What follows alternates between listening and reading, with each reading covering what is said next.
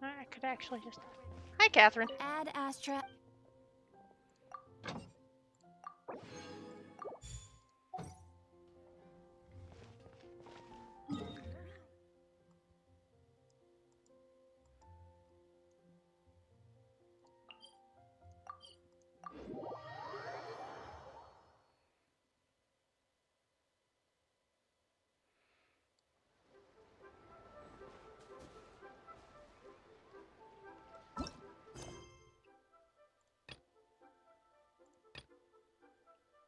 There it is. Okay.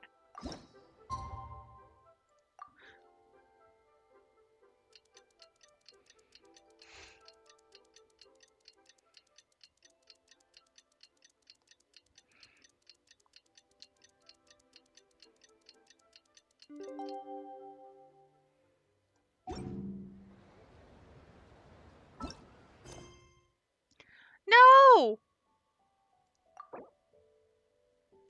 Rude.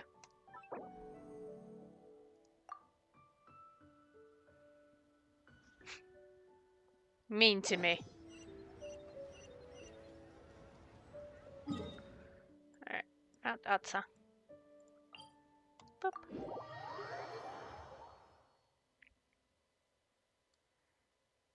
Turn.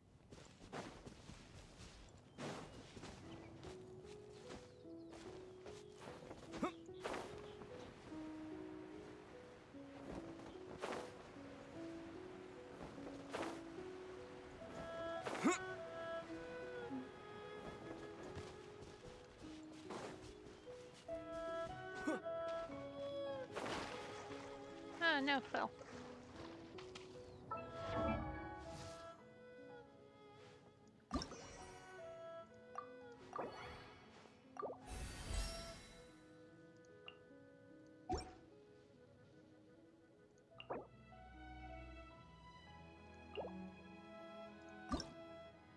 Oh, and I am allowed. Nice.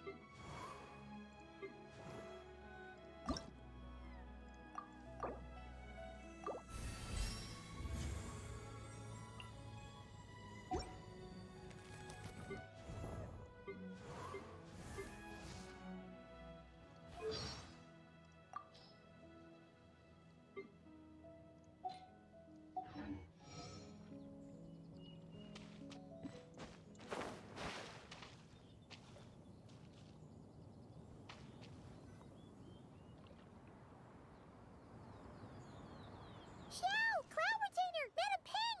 We're here! Any news on Zhangli? Wait, are we missing 2 Adepti?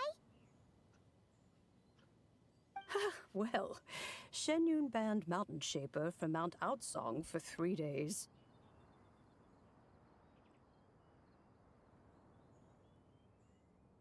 Oh, then what about Mooncarver? The scheme to plant mint in one's abode was one those 2 fools devised together? And when it comes to punishment, one does not discriminate. His banishment ends in 3 days as well. Wow, that's pretty harsh, Cloud Retainer. Let's get down to business. We have news of Rex Lapis. To defeat the Huns. Sorry.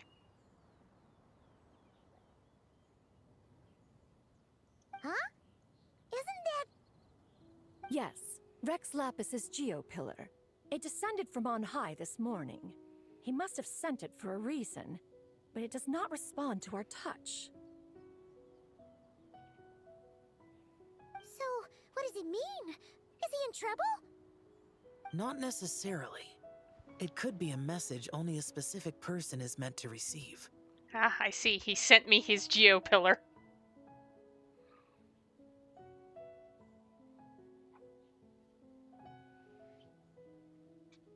Traveler, you alone spoke to Rex Lapis before he left.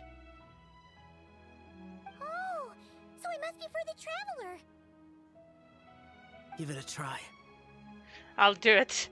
I'll touch the geo pillar.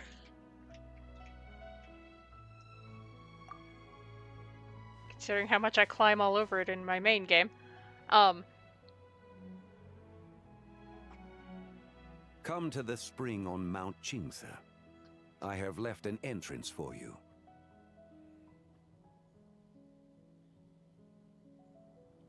Well, Seems he might be over at Mount Qingse. Just as one surmised, it seems that Rex Lapis will not countenance our involvement in this matter. That would not surprise me in the slightest. He's always had a soft spot for the traveler, after all. But be that as it may, we have served Rex Lapis for millennia now. In other words, I'm sure this has nothing to do with favoritism. He's probably just trying to protect us. that's right. So you mustn't let your guard down, even if Rex Lapis is by your side. All right, let's get going. We'll try not to keep you all waiting. Start the quest. And then be right back.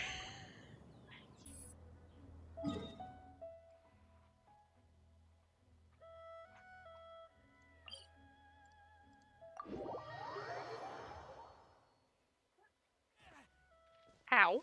Rude.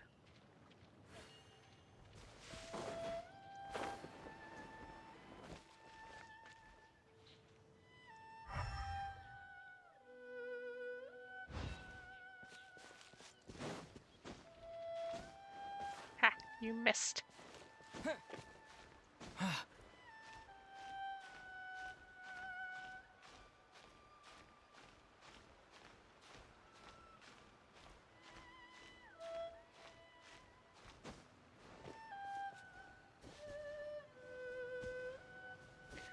Someone up here-ish.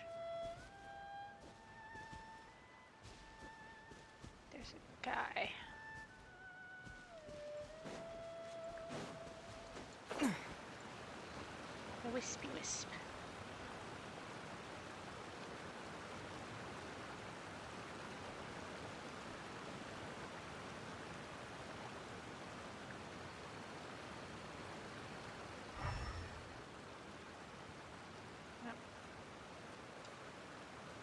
Does not give you much of a trail for the wispies.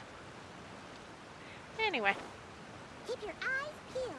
They should be around here somewhere.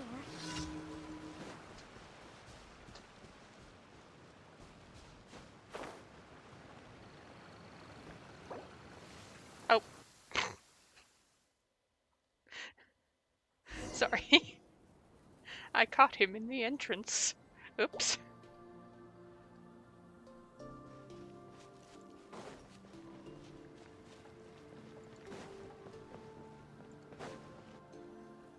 Who could have imagined that the once mighty Geo Archon might end up so, sitting on a humble stool in the woods, quietly weaving moon lanterns?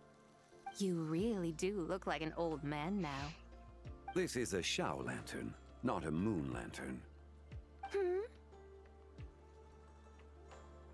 In ages past, when the gods waged war and the world was in turmoil, these lanterns were lit to guide fallen warriors back to their homes.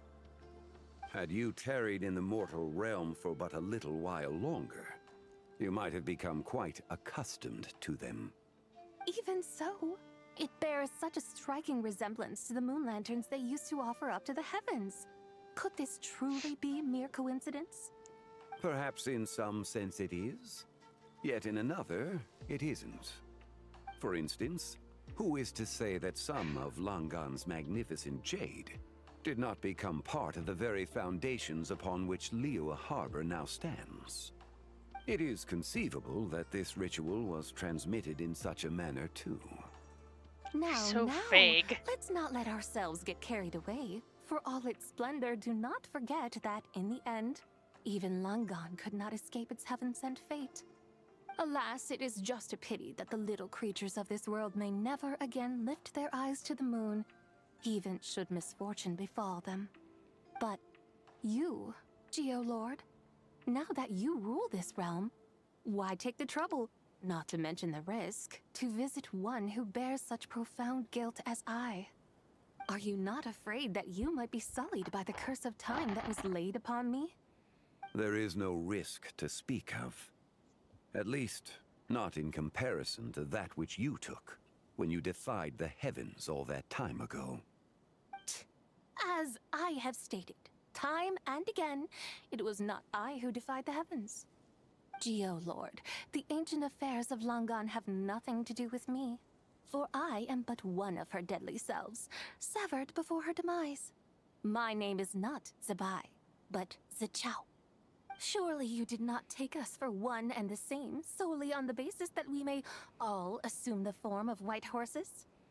Sorry to break it to you, but you seem to have found yourself the wrong white horse. Anyway, do tell me, what urgent matter brings you here? Very well, then. I have come to ask for Zebai's shade. Oh? So, the Geolord has set his sights upon Zebai's human soul. And what is it that you intend to do with it? The world outside is changing. With the new moon's birth, the confines of the Shadow Moon are gradually disintegrating. In other words, the heavenly soul is set to return. Consequently, strange phenomena have manifested within Langan's former domain, leading to the earthly soul's reappearance as well. The last of the trio, the human soul, is in your possession. Most intriguing. My intention is to gather all three together, so that an old friend may finally make her return. I must admit, it seems that some remarkable affairs are coming to pass in the outside world. Yet there is That's gonna be a one pain. thing you seem to have overlooked, Lord of Geo. Back in the day, it was you that freed me from that painting. And afterwards, I took up arms in your name. Together we first subdued Chenyu Vale, then brought peace to Mount Qingse.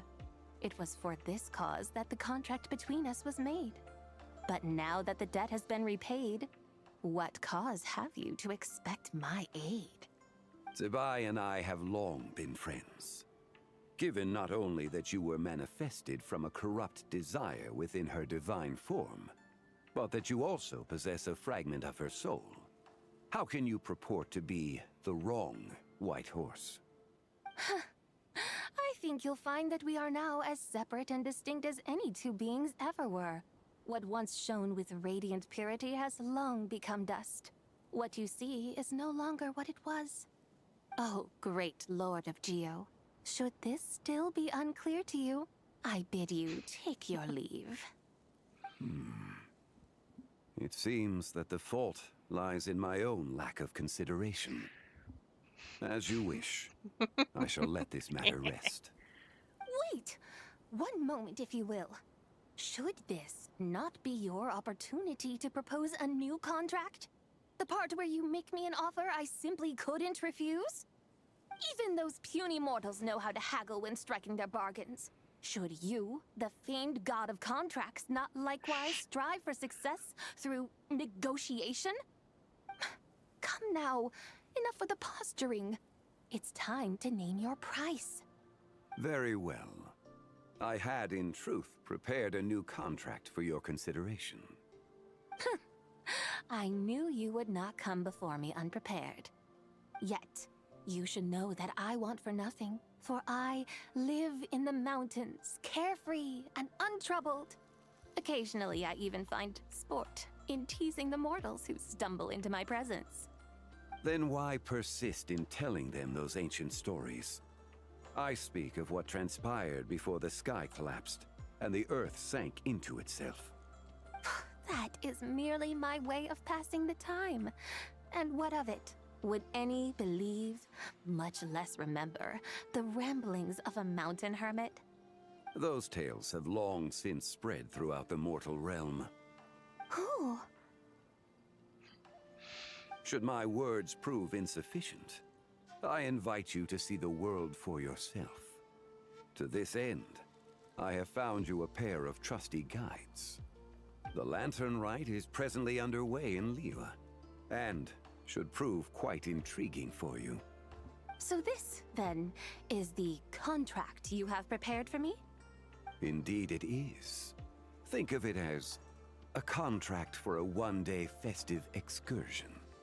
Surely you do not hope to offer this in exchange for Tsubai's shade. The foundation of my very existence for a little excursion seems a little steep, wouldn't you say? Why not see for yourself? You can always decide afterwards. The final determination, of course, shall rest with you.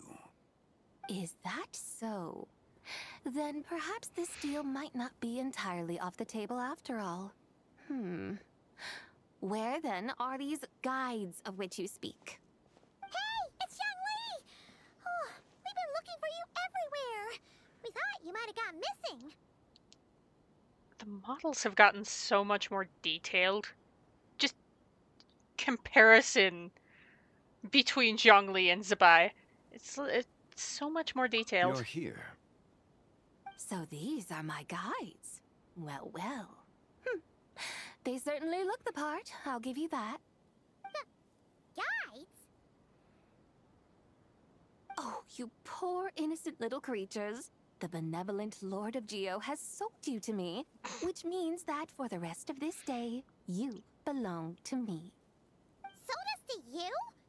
Just what have you gotten us into, Zhongli? The situation is not quite as dire as that would sound. I ask only that you accompany my Adeptus friend on a tour of Liyue. I would suspect that depends on how well you entertain me. Entertain you? Where would you like to Let go? us start with this Liyue harbor of which I have heard so much. Nowhere is quite so fascinating as a place teeming with little mortals. How come this Adeptus sounds so different from what Paimon imagined? We'll play this by ear. Okay, we'll take care of it. Get ready to find out why they call Paimon the best travel guide in all of Tibet. Yeehaw.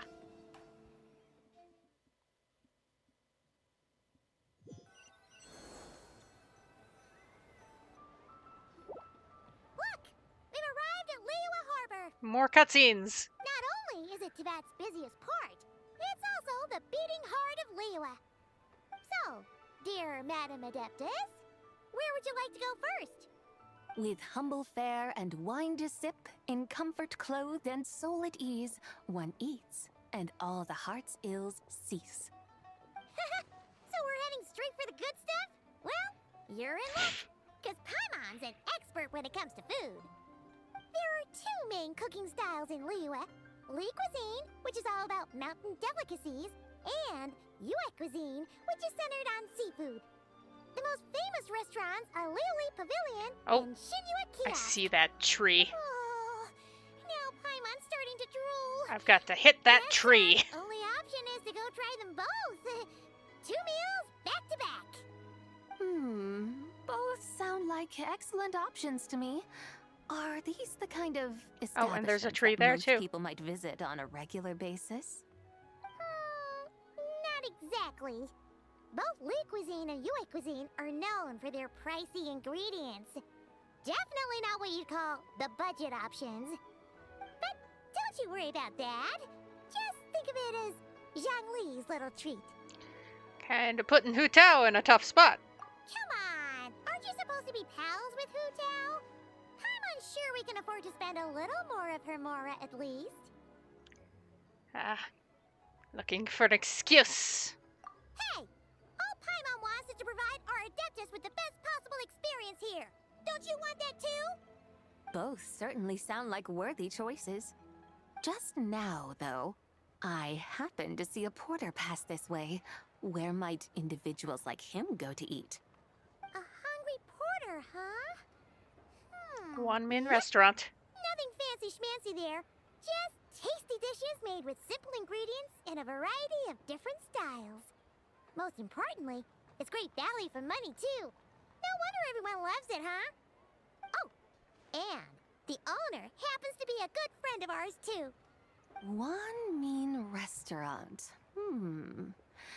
Yes, even the name itself feels lively and down to earth. All right, let's make it our first stop. Yippee! That's a great choice, too. Alrighty, let's head over there right away. Mean restaurant, here we come. Do I get the chance to walk there, or are we teleporting? Yay! Trees!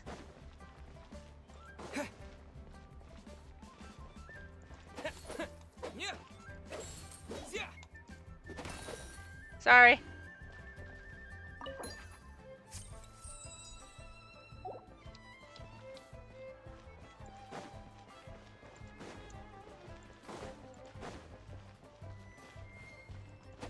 Sorry.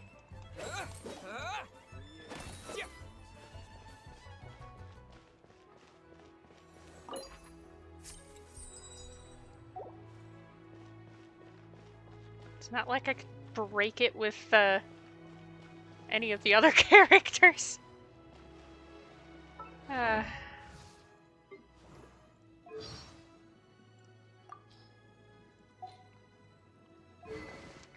Also, off screen, I managed a few more pulls on the weapon banner before it changed over.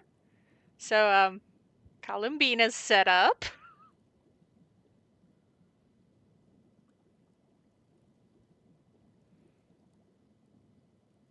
The key here is consumer psychology. Join the Adventurers Guild. You'll have a blast.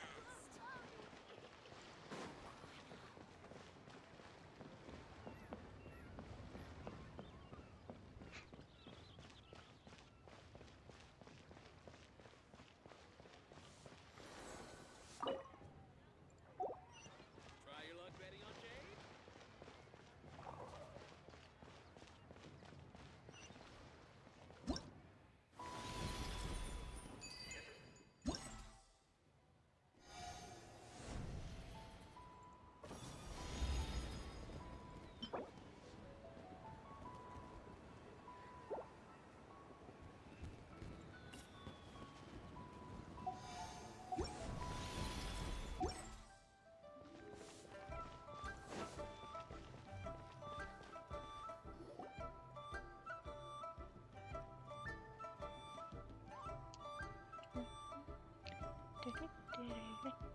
Shangling! Chef now! We're here! Oh, hello there. What a surprise to see you two. Welcome, welcome. Hey there, Traveler and Paimon. We're a little busy today, so grab a table while you still can. Okay, Schmokey. But I don't think I've met this lady before. Is she a new Right, friend? the cosplay thing. You could say that. We brought her here for Oh, Lantern, I right? see. Well, hey there. A friend of the Traveler's a friend of mine, too. Don't worry, we'll take good care of you. Just order whatever you want, it's on the house. By the way, I'm Zhongling. I cook here at One Mean Restaurant. What's your name? Miss Xiangling, have you ever heard of the White Horse Adeptus? Of course. What about her? I am her, and she is me. Huh?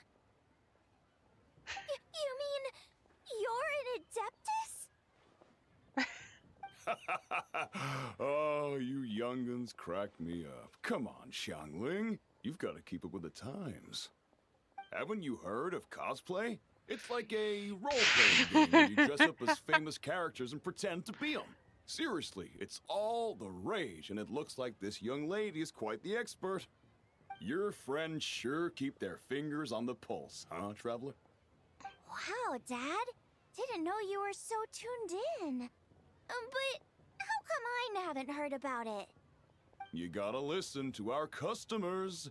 Didn't I tell you to spend less time chasing after wild vegetables and more time making friends? You're even more out of touch than I am. Hey, I like like making friends too. Isn't that what I'm doing right now?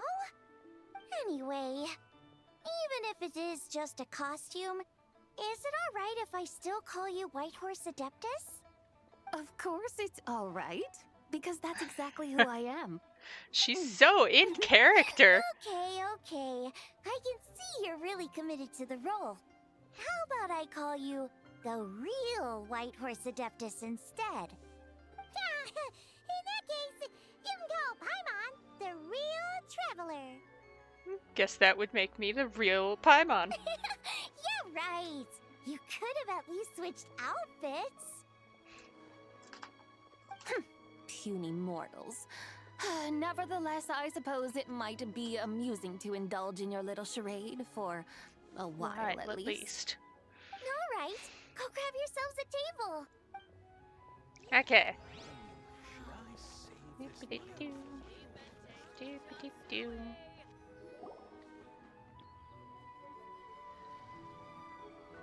Hello. May I ask if Miss Xiongling and Chef Mao are here? Yeah, they're just over there. Wait a sec. Aren't you? So, what would you like to... You're... Hello, Miss Xiongling.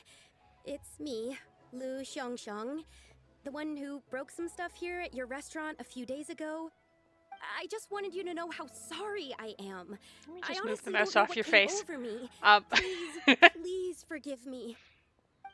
Oh, it's you. You really gave me a fright that day, young lady.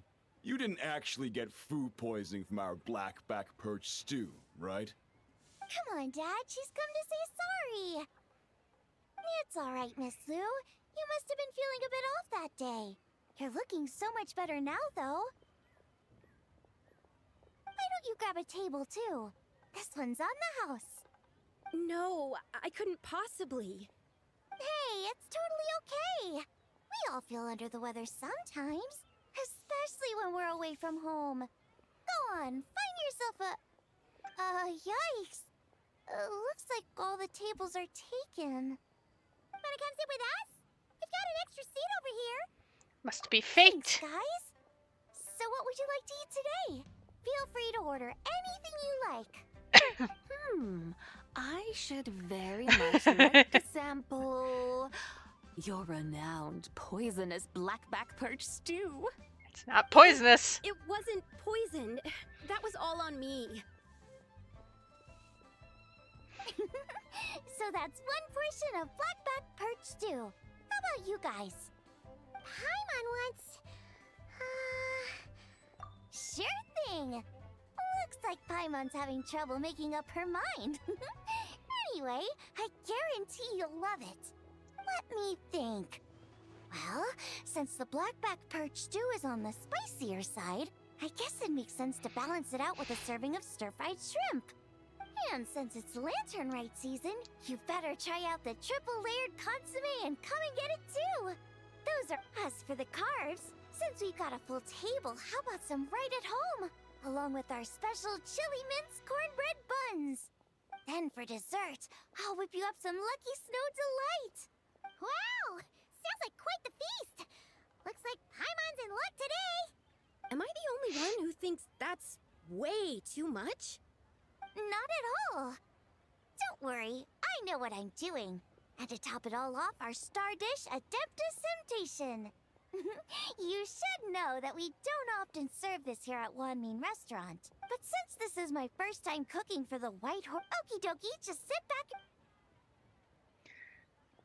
back. Hold on. Did I just hear Miss Xiongling mention the White Horse Adeptus? It's cosplay. You did indeed. And you're looking right at her. Apparently. We're That's a joke, by the way. She's we're using cosplaying. that as an excuse. Oh, Cosplay. I see. It's cosplay. Almost Don't worry about it, believed it's you there for a cosplay. moment. Tell me, little one, what business might you have with the White Horse Adeptus? It's a long story. Basically, a while back, I took part in an archaeological dig over at the chasm. While we were there, we discovered a number of relics. And you got Our possessed. findings show that they date back to the era of long gone, an ancient nation whose people are said to have been the ancestors of some of the modern-day inhabitants of Chenyu Vale. And why might such matters Which I concern the haven't been White to Horse yet. Adeptus? Because some of those relics not only seem to contain textual references to her, but even depictions of what she looked like. There have long been legends claiming that the White Horse Adeptus was a deity of that era, but there are plenty of other theories out there too. If I could just locate some more detailed records, I'm sure we'd be able to find out so much more. So you're into history? Well, to tell you the truth, I actually joined the archaeological team by sheer accident. But once I'd started down this path, I knew that I wanted to make something of myself. I do have a question. How do you accidentally join an archaeological team? How do you do that accidentally? Anyway. Recently, though, things seem to have taken a turn for the worse. Still can't believe I caused such a mess and even ended up hurting someone.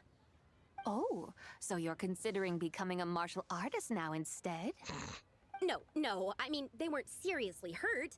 It was just a few scratches, and they let it go after my mother compensated them. Really wasn't your fault. Either way, my career's pretty much over. And even though both the victim and the Ministry of Civil Affairs say they won't be pursuing the matter any further, my father says he's going to punish me according to our family rules. Family rules? Yeah, he's decided to ground me. I'll have to return to Chaoying Village after Lantern Rite, and goodness knows when I'll be allowed to leave again. Wow, that's harsh. Sounds like the kind of thing only rich, super traditional parents would do. We're I have not to unlock exactly a bunch rich, of though. teleport points. All we own are a few tea fields in Chaoying Village and a guest house in Liyue Harbor. A guest house? It isn't Baiju guest house by any chance?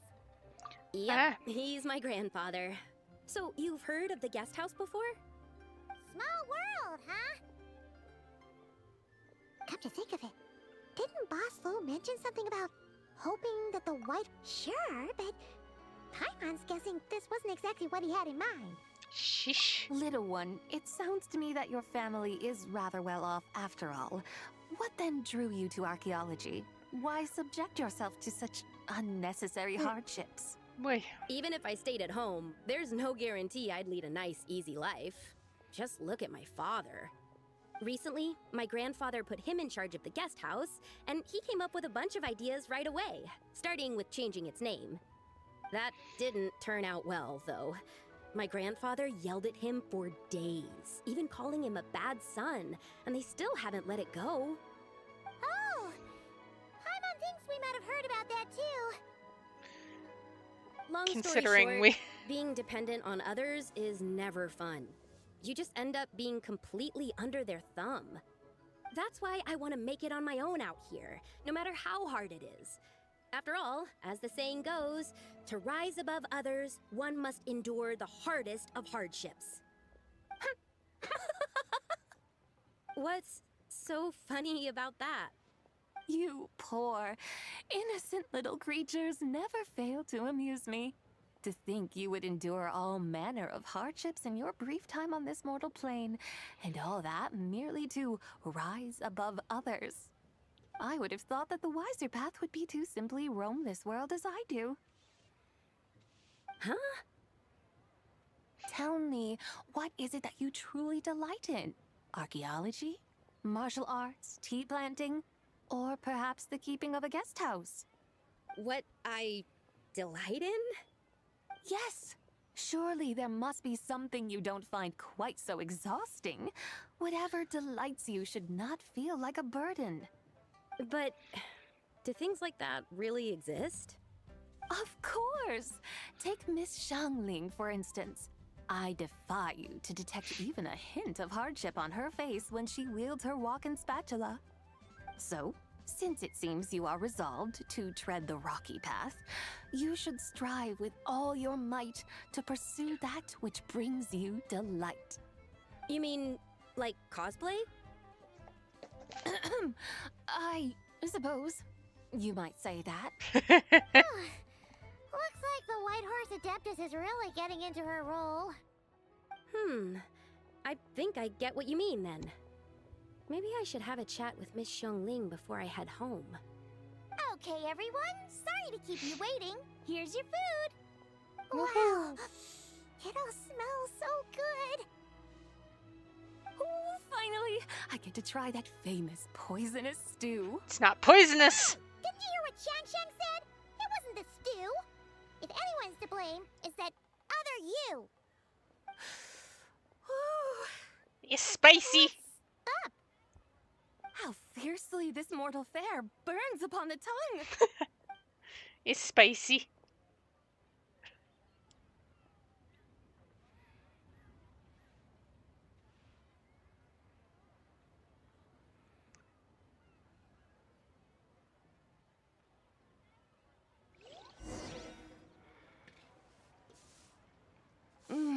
Most satisfying as poisonous stews go. So, where to now? Time, I think, to seek out some diversion? Oh, there's plenty of entertainment options in Liyue. Paimon will tell you that. The locals like to drink tea, walk their pets, play chess, watch operas, attend storytelling performances. Storytelling performances? You know, like listening to people telling stories. They're usually based on old Liyue legends, just like their operas. Stuff like The Divine Damsel of Devastation, Through the Eyes of a Dragon, or The Sanctification of Tao Do. What about the story of the bright moon that sits in the sky above us? Paimon doesn't think she's heard that one. Still, the moon does come up quite a lot. It's even in the name itself. The Yue in Liyue actually means moon. Since we're on the subject, you like telling stories Oy. yourself, right? Don't know why I'm so tired suddenly. In that case, I'll have to trouble the two of you to lead the way. Awesome! Let's go! Third round knockout, here we come!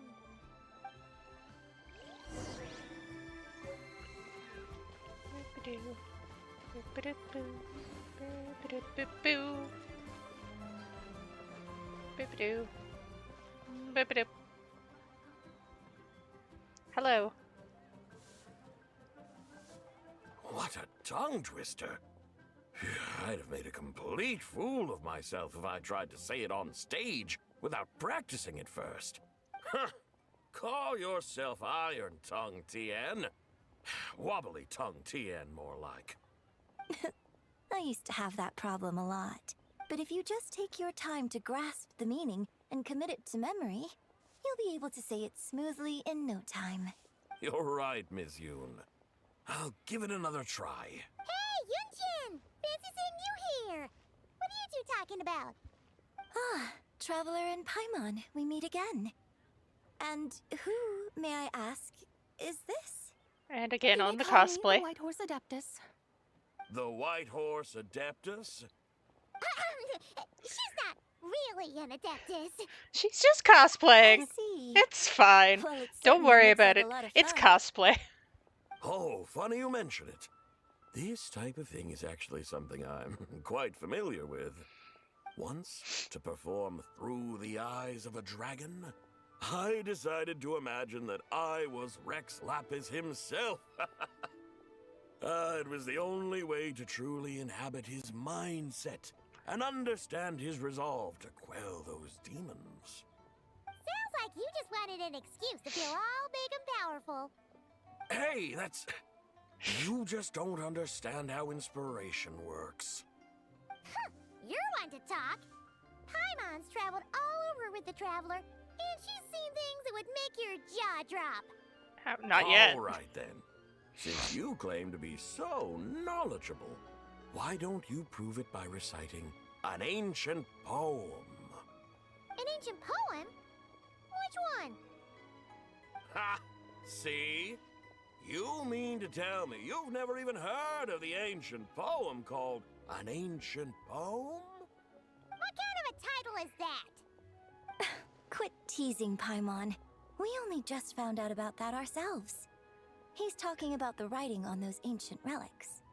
When we first saw it, We couldn't figure out what it all meant, so in the meantime, we decided to just refer to it as an ancient poem. However, thanks to the painstaking work of the scholars who were tasked with decoding it, it seems like that's exactly what it was. Or rather, an ode offered in veneration of the moon and the White Horse Adeptus. Oh yeah! Didn't Kuching mention that before? It's got something to do with Longon, right? That is correct. The Ministry of Civil Affairs has issued a notice stating that, although it is true that the moon may disappear tonight, we should be in no danger. In other words, there's nothing to fear. But if you're worried, we can always take a leaf from the Book of the Ancients. By reciting this poem, I mean, and calling for the White Horse Adeptus' aid. If we do that, I'm certain she'll protect our moon and keep us safe. Whoa, seriously? Paimon has to get a look at this.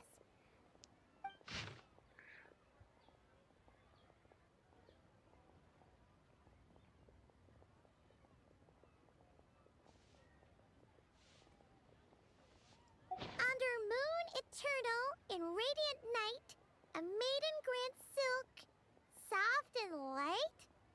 Under moon iridescent, in night divine. Blah blah blah, something cloth so fine. Something about fields being plowed. Something else about seeds being sown from the earth. Seriously? What is this? The fields are plowed, the seeds are sown, and from the earth, life is grown. Of course, she knows the poem. Oh, you did that without even looking.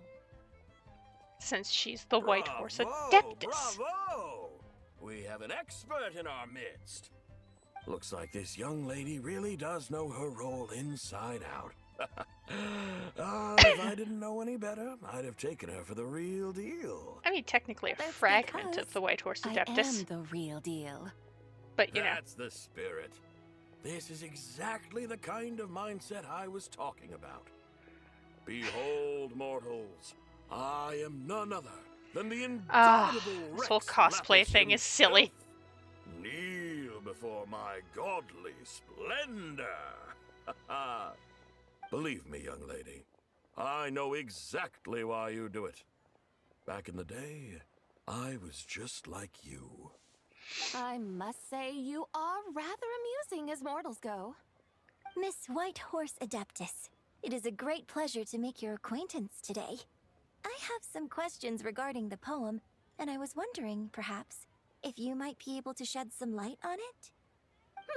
You want me to explain the full meaning of its verses? Your guidance would be much appreciated. Fascinating. Huh. Tell me, do all the people of Liyue still express such reverence for the ancient ways? Well, it's true that we hold a deep fondness for our history, but it is hardly our only pursuit. One of my good friends, for instance, is even more devoted to the modern Fontanian art of rock and roll. Exactly! And don't forget, great practitioners of the role-playing arts walk among us too. People like me and you, young lady. Yes. So rather than placing too much emphasis on our reverence for the ancient ways, it might be better to say that here in Liyue, 100 passions bloom, each with a voice of its own. I see. Then, I suppose it wouldn't do any harm for me to enlighten you. In truth, it is but a simple poem of blessings. Its meaning is this. As the eternal moon rises in the night sky, a maiden adorned with lustrous jade descends upon the earth. She blesses the kudzu vines and mulberry leaves, so that they may be used to make coarse cloth that is nevertheless soft, light, and comfortable to wear. As the iridescent moon rises in the night sky, a maiden adorned with lustrous jade descends upon the earth. She blesses the kudzu vines and hemp, so that they may be used to make fine, luxurious cloth. As the frost moon rises in the night sky, a maiden adorned with lustrous jade descends upon the earth. She blesses the mugwort and artemisia, so that they may be perfect for divination. So she really did come down from the moon? She shows the people how to use the plow and spade to purge the land of weeds, till the soil, and heap up the earth to make it fertile. Then with the hoe, she teaches them to sow their grain, bestowing the promise of life upon every seed. She blesses the millet and the beans, ensuring that their stalks and vines stretch forth without end. She graces the wheat and the rice, so that their heavy heads are filled with plump, glistening grain. Sounds like she's a real pro at all this farming stuff. The fruits of the field are harvested and brewed into sacred wine for honored guests. This we reverently present to the Divine Maiden, with every ceremonial step flawlessly observed, so that she may witness the depth of our piety and respect. Oh, Divine Maiden, how can your graceful presence in the sky not seem like that of a fairy descending from the heavens? Oh, Divine Maiden, how does your pure and radiant form not resemble the guardian spirit of our land? I send my heart's desire, ascending to the heavens, beseeching you to grant us good fortune and blessings in the coming year. Huh? So, that's what it's supposed to mean? I find myself speechless, moved beyond the power of words to convey. Oh, young lady, you have shown me the heights to which a true role player might aspire. A truly remarkable performance. I did not anticipate that anyone could unravel this poem with such depth and clarity. And so soon after the Ministry of Civil Affairs noticed, too. It's almost like she already I'd knew even what it begun meant. to consider myself somewhat versed in the matter. But as they say, there's always someone more knowledgeable out there. Allow me to extend my thanks to you, Miss Whitehorse Adeptus. You are far too humble, young one. I must confess, it is I who have been surprised, not only by you, but also by this Liyue harbor of the present day. Ah, so you're not from Liyue. And what, may I ask, has surprised you about it? Oh, it's nothing really. Just some old memories scattered here and there. Very well, my guides. I suppose it is time we set forth on the next part of our excursion. I'd like to go see that wharf now. What say the two of you? Okie doke. No problem. We'll take you wherever you want. Oh, leaving so soon? Before you go, allow me to introduce myself. I am Yunjin, director of the Yunhan Opera Troupe. May I ask your name in return? My own name is scarcely worth mentioning, but since you asked, perhaps I'll tell you the title of that poem instead. Huh? So you're not calling it So, an ancient it isn't poem? actually called an ancient poem? Of course not. Its real title is Odes of Long Zabai. Odes of Long Zabai. All right then, until we meet again. Woohoo! So...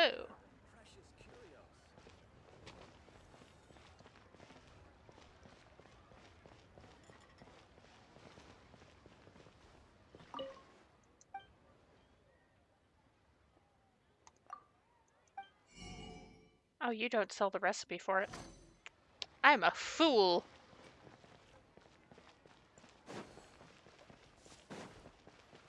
Do you? Can I buy recipes? Or is this a friendship thing? Yay! Recipes.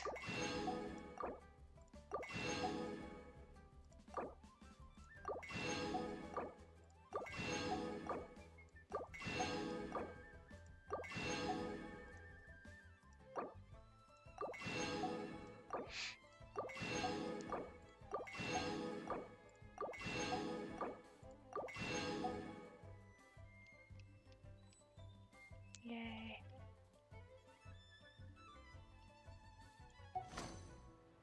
Thank you.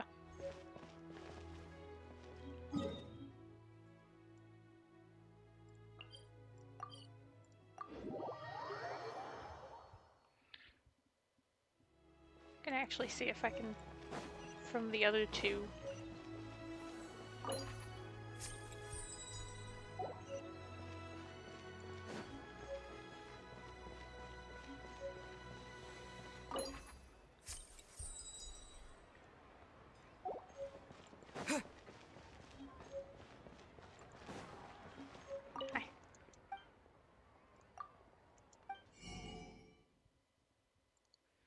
Recipes.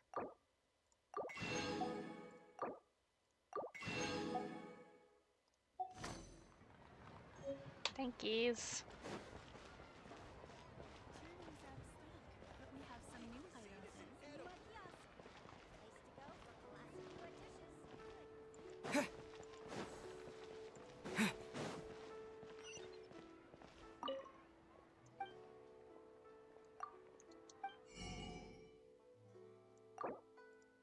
Love recipes.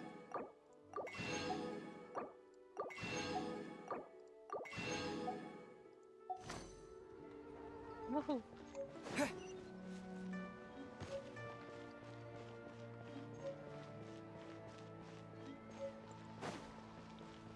Ganyu? Yanfei? Hello?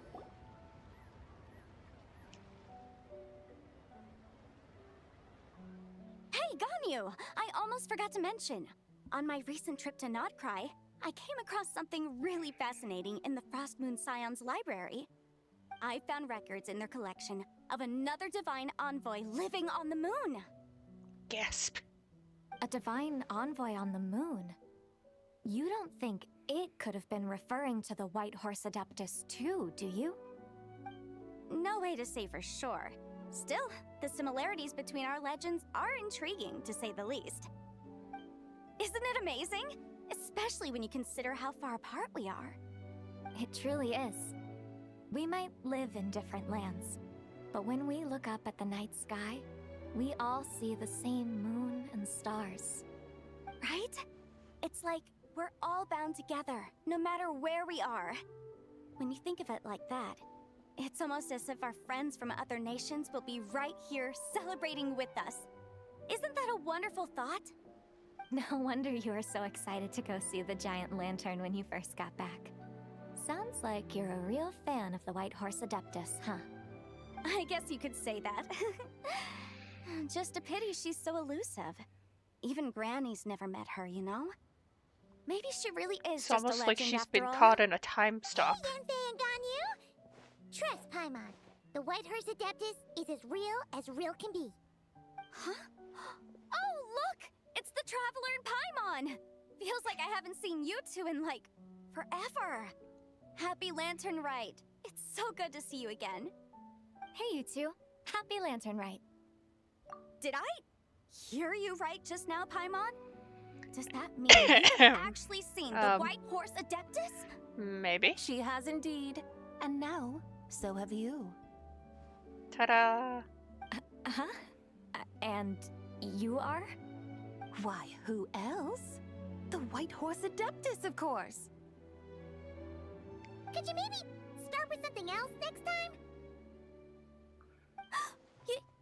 You're the White Horse Adeptus? Cosplay? That's right. Allow Paimon to introduce you to our new friend, Zichao. She's been low-key obsessed with cosplaying the White Horse Adeptus ever since we met her. Ever since we met. I see. Well then, greetings, Miss Zichao. My name is Yanfei, and recently I've been low-key obsessed with learning everything I can about the White Horse Adeptus. I'm sure the two of you will get along like a house on fire. Oh, and by the way, I'm Ganyu. So, Miss Zichao, you must be here to see the giant lantern too, right? Hmm? A horse-shaped Zhao lantern? Is that what I think it is? That's right. A lantern made to honor the White Horse Adeptus herself. Isn't it gorgeous? Huh? What are you laughing at? Both the lantern and myself. What do you mean? Oh, this lantern truly is an artistic masterpiece. But tell me this, have any of you ever seen a horse before? Come to think of it, Paimon can't remember ever actually seeing one herself. What about you, Traveler? I'm going with me neither. In my game, I have, but not here. So, Me neither. This horse appears to be mid-trot, but it has adopted what is called a lateral gait, where the legs on one side of the body move together in unison. A rather rare sight indeed. Just now, I suddenly pictured myself, I mean, the white horse Adeptus running the same way. The image was so absurd, I could barely contain my mirth. Oh, really?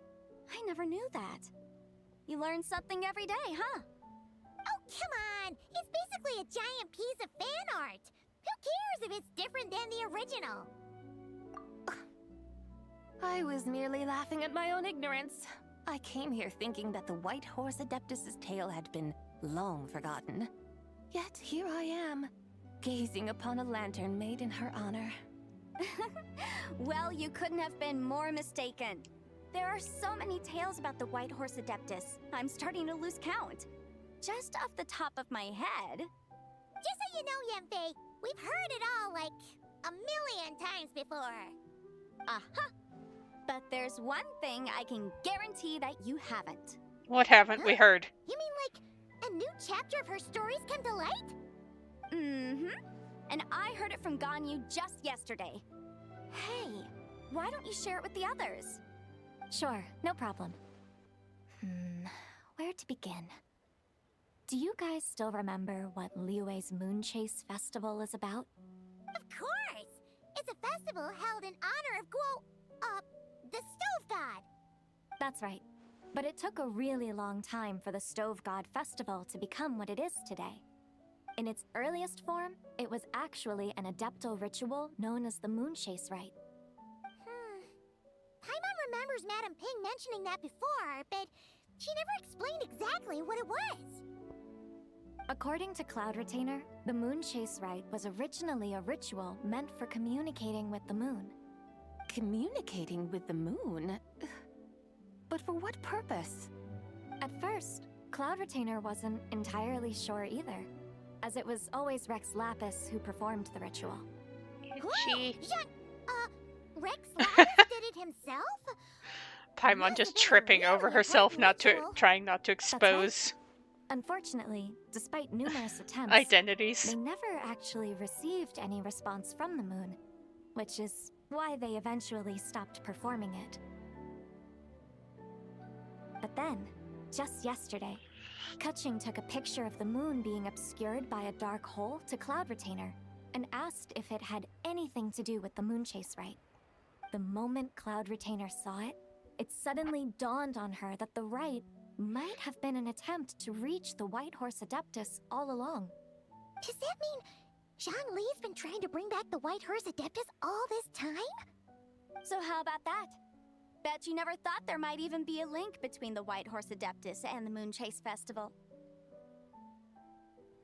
Quite the If revelation. Keqing hadn't taken that picture to Cloud Retainer, we would never have known any of this. This is probably what Keqing was referring to that day when she mentioned there were some ideas she wanted to follow up on. So, Geo Archon. All this time, you've been striving to awaken her. Huh? What do you mean, awaken? Nothing. What I truly meant to say was, this new insight you've provided has been truly eye-opening. Oh, by the way, my trusty guides, I've been meaning to ask, where in Liyue Harbor might one enjoy an expansive scenic view? Huh? We're off to the next stop already? But Paimon's barely done digesting that lore bomb just now. All the more reason to find the right spot to let it sink in. Oh, so that's what you're up to. A tour of Liyue Harbor? In that case, if you're looking for a spot with a panoramic view, I'd recommend Yujing Terrace. That's a great idea. Since the terrace is on higher ground, the sea view from up there's so much better.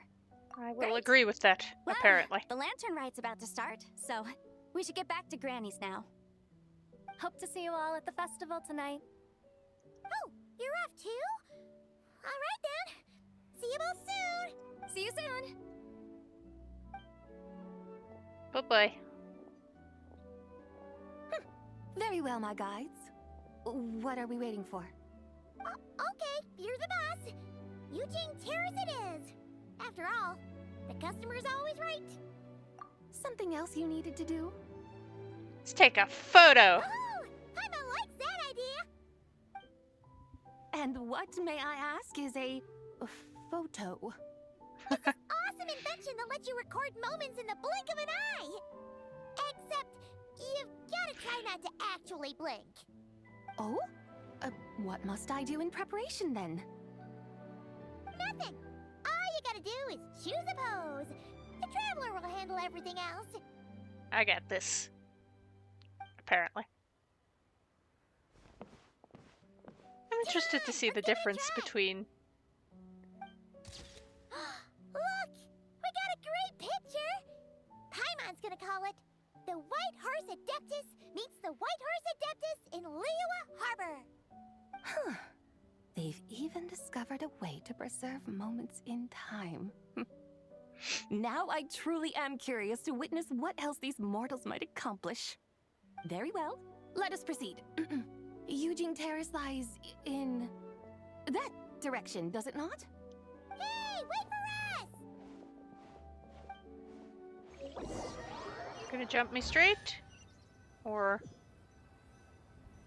First off, I heard like almost a chest noise. It's jumping me. Truly a marvelous view if ever there was one. Rude. It seems the charm of this Liyue harbor is only heightened by the sun's dying light.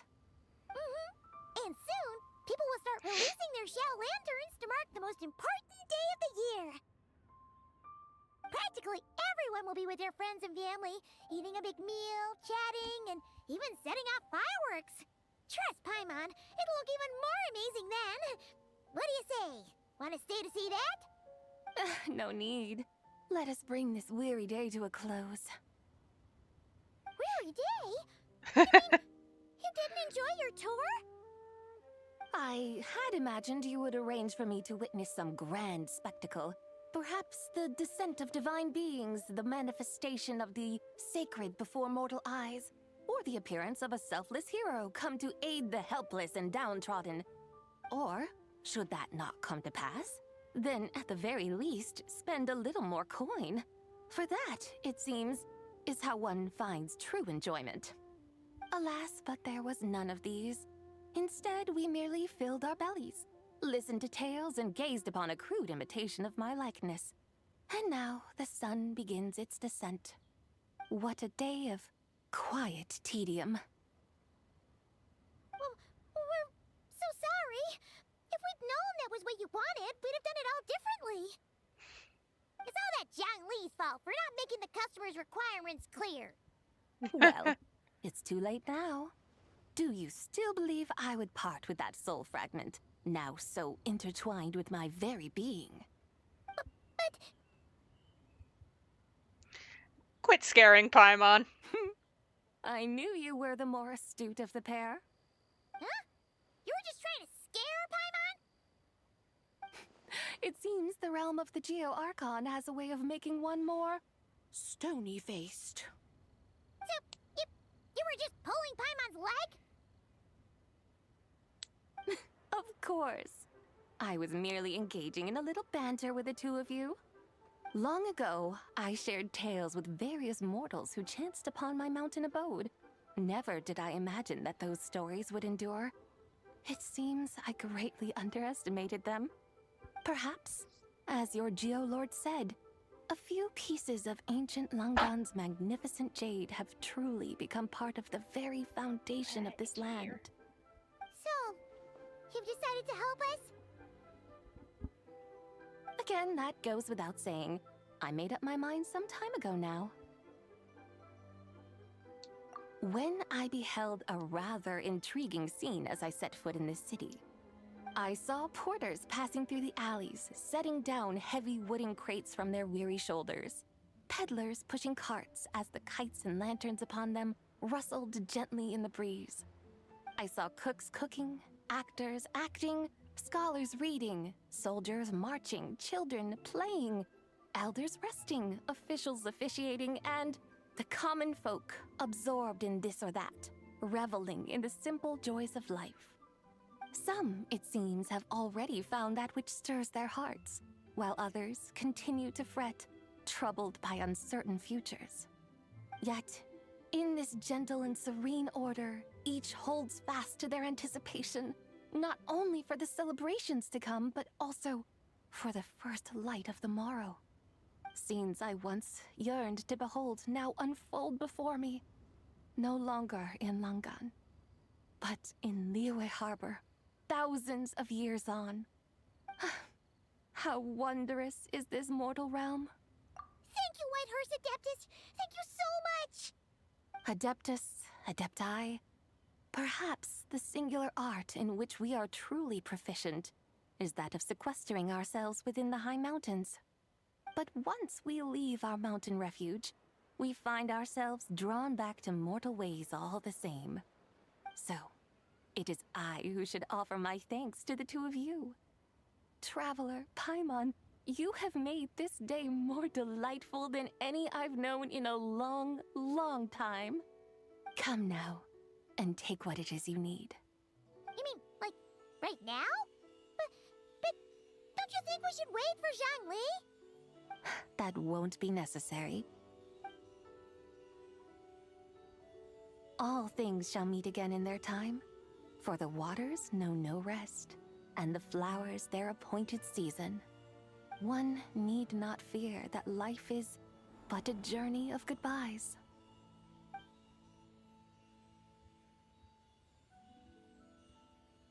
Is she gone?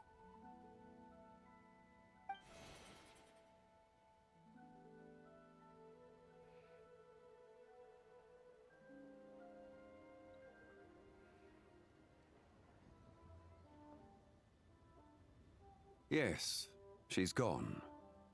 A deadly self is formed from the body's impure vapors, so naturally it cannot survive long in this world. Zhongli, Had it jump not been scare. sustained by the remnant of Zibai's soul, it would have faded away a long time past. Now that the remnant is gone, it has severed its ties to the mortal world. Zhangli! When did you get here? A while ago. I would have thought you'd at least want to say goodbye.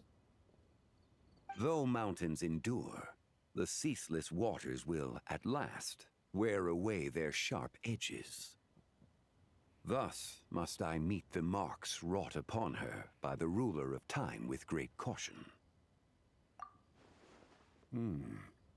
It may be goodbye for now, but someday we will meet again. Really? And when might that be? Who can say for sure? Years and years from now, perhaps. Or maybe tonight, at the Lantern Rite. Are you saying that if the Whitehurst Adeptus were to be resurrected, she'd still have the memories of the three deadly selves? That she'd still remember us? We will find out soon enough.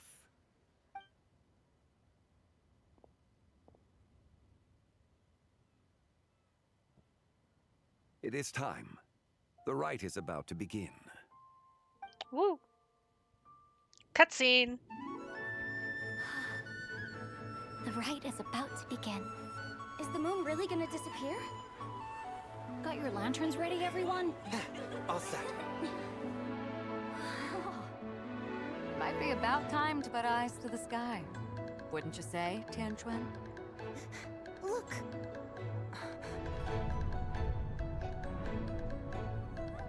When the sun's out, eat the sun. When the moon's out, eat the moon. Whoa, is this the lunar eclipse?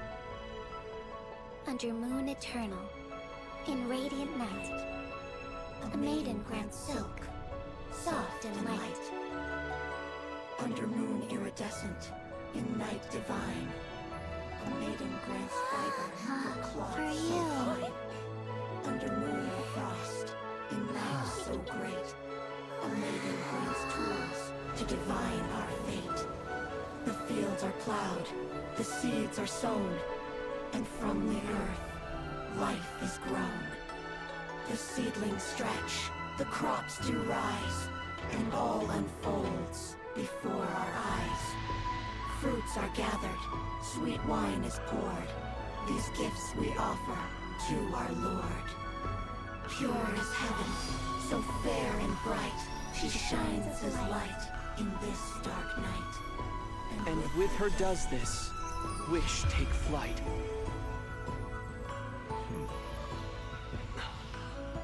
Devoted soul, scattered and unbound. Let this lantern guide you home. By its light be found.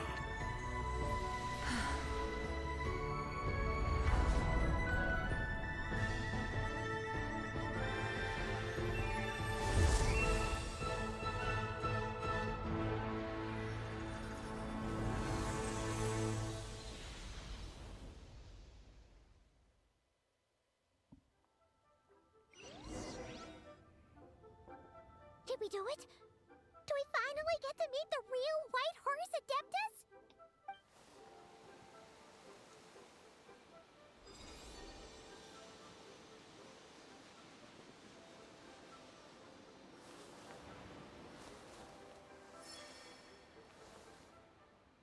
Ta-da!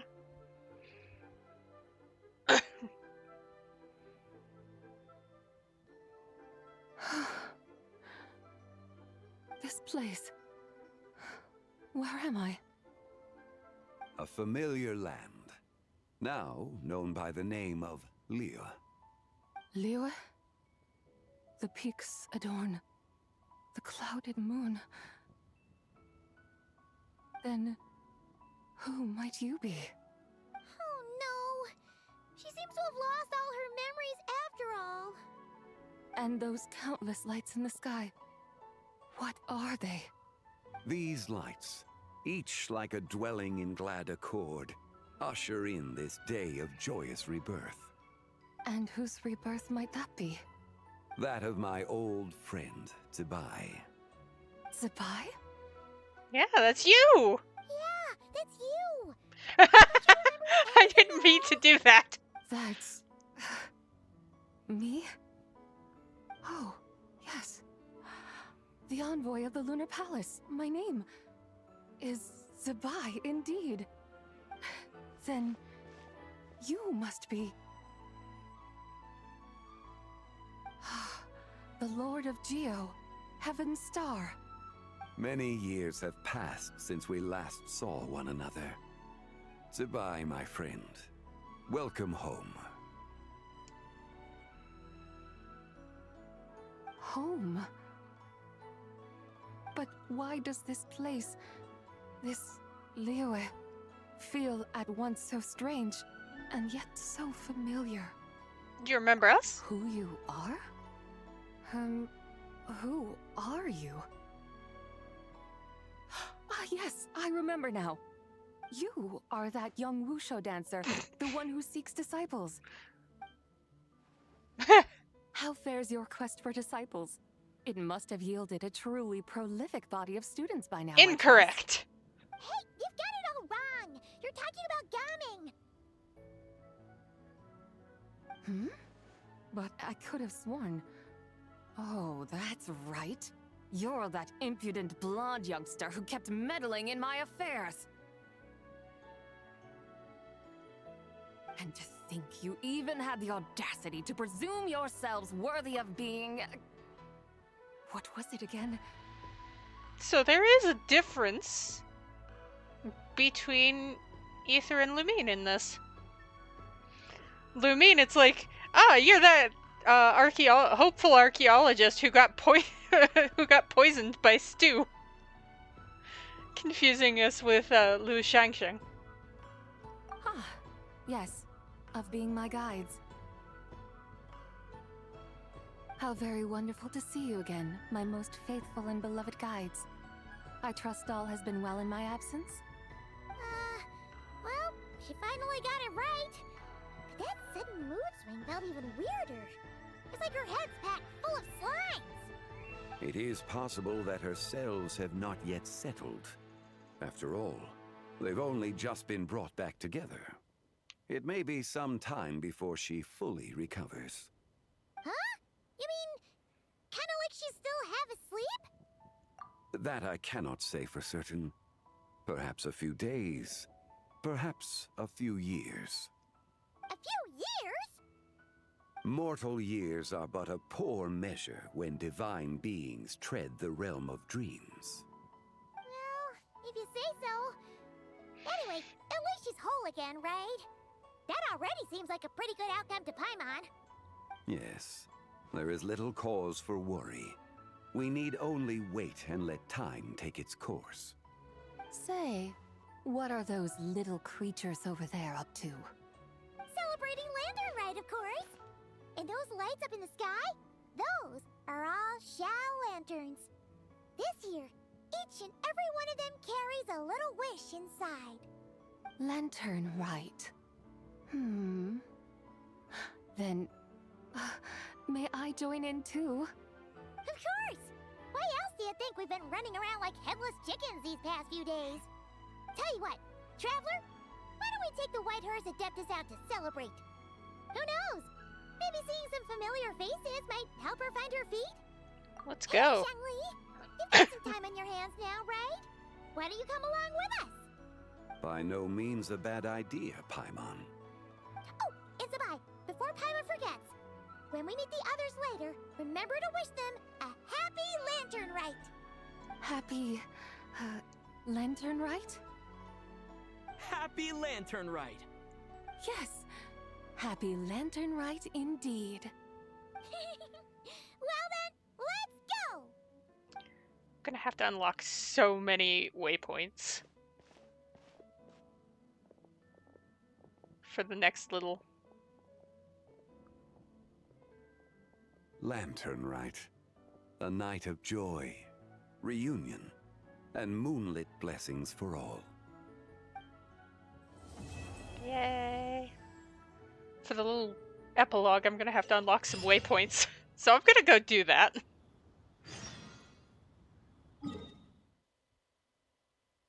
Get my commission rewards, and then I'm going into Chenyu Vale to unlock some waypoints. So I can get places. I know I said I would continue with the story, but, I haven't even finished Lantern Rite yet, technically. Thank you for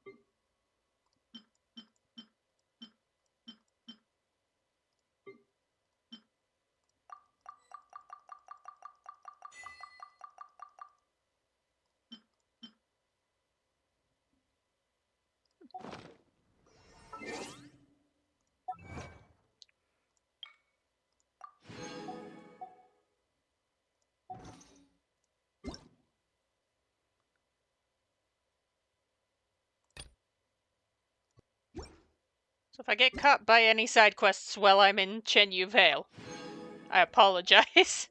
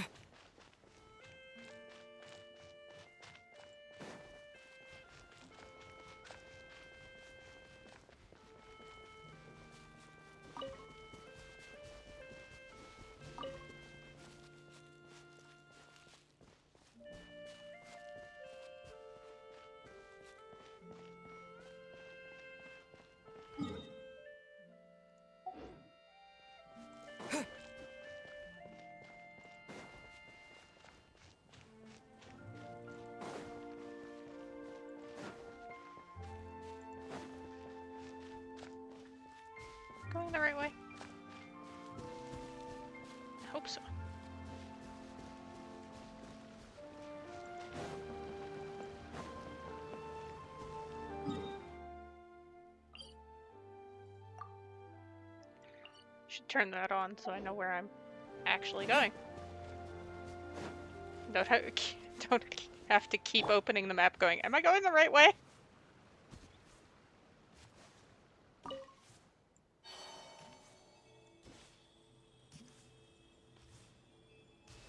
Shish, shish, shish, Paimon, shish.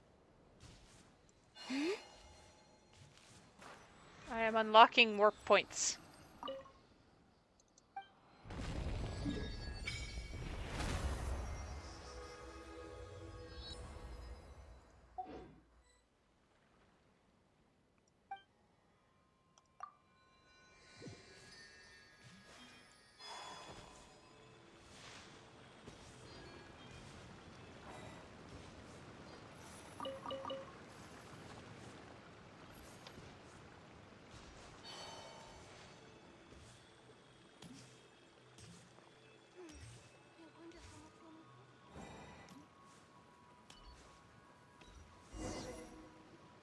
Like I said, if I get caught up with anything.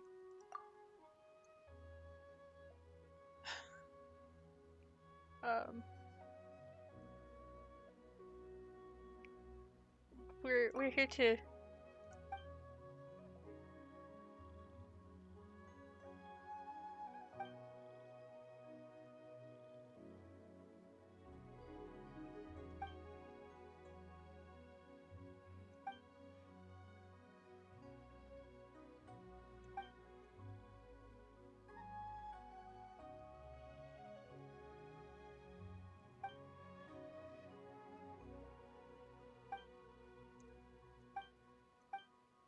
problem with the soil.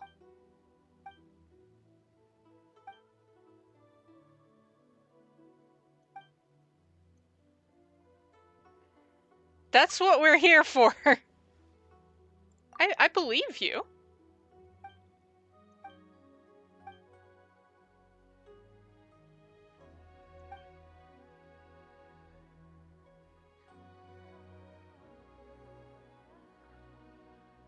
I can try.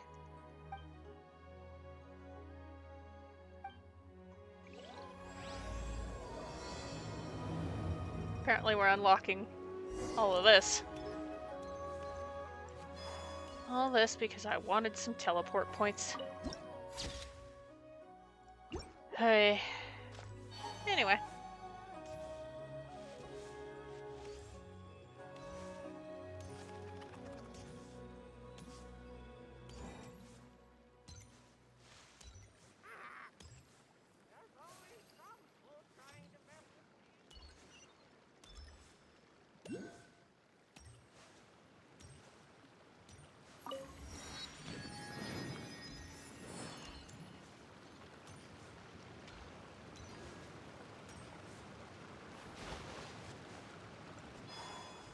Gonna dodge around quest stuff. I'm only here for warp points at this moment. I'm gonna dodge the quest stuff.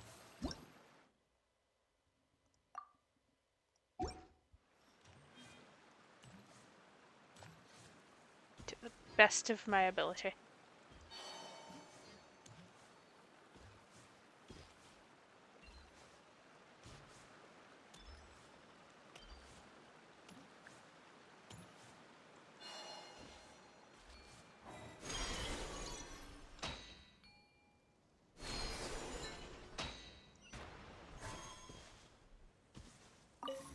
Ba-ba-da.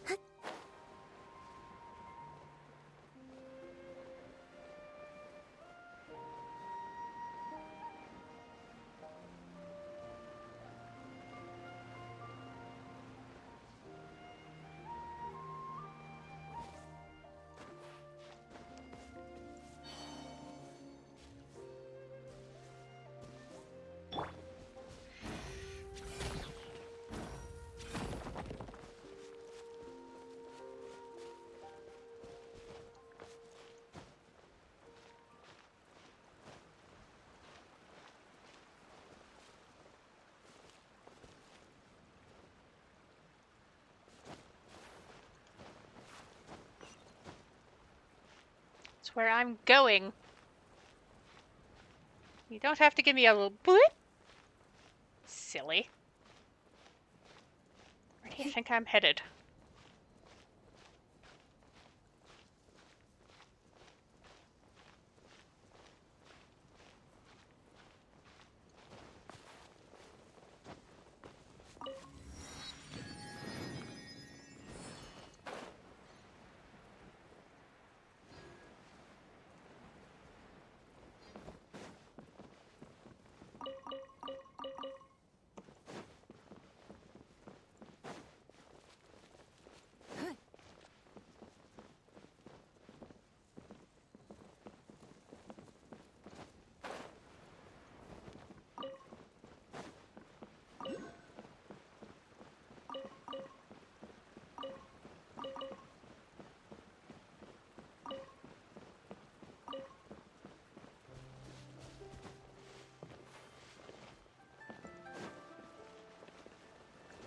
Whoa, whoa, whoa.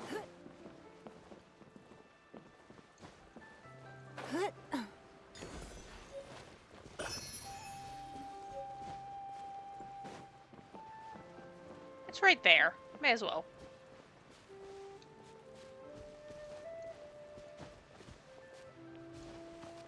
Oh, I hope this was not a poor idea. I'll figure it out.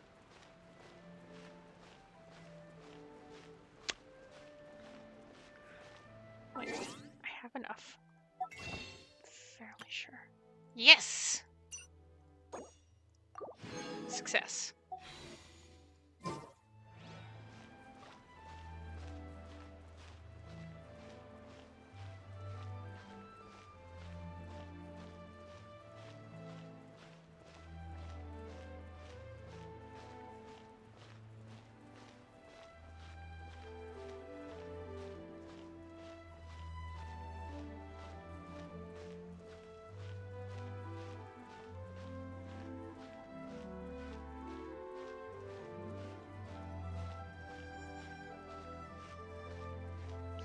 Please, please, please, please, please, please, please, please, please, please.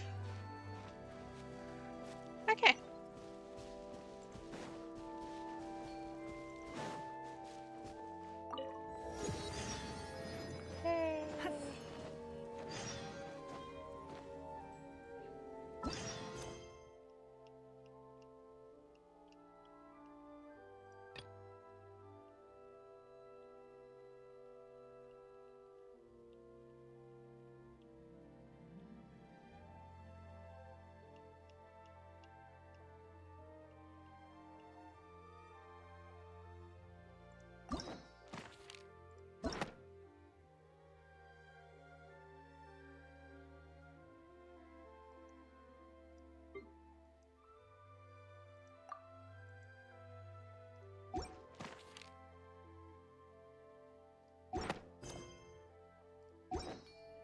Even if an antique is priceless, the happiness it brings lasts for only the moment that you obtain it.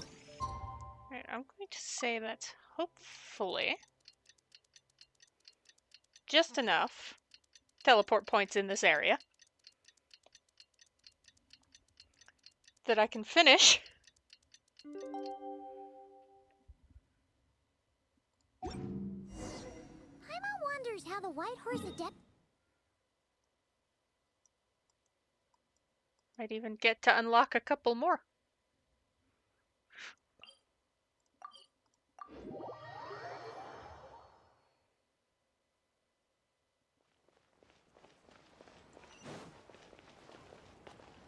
Hello, hello.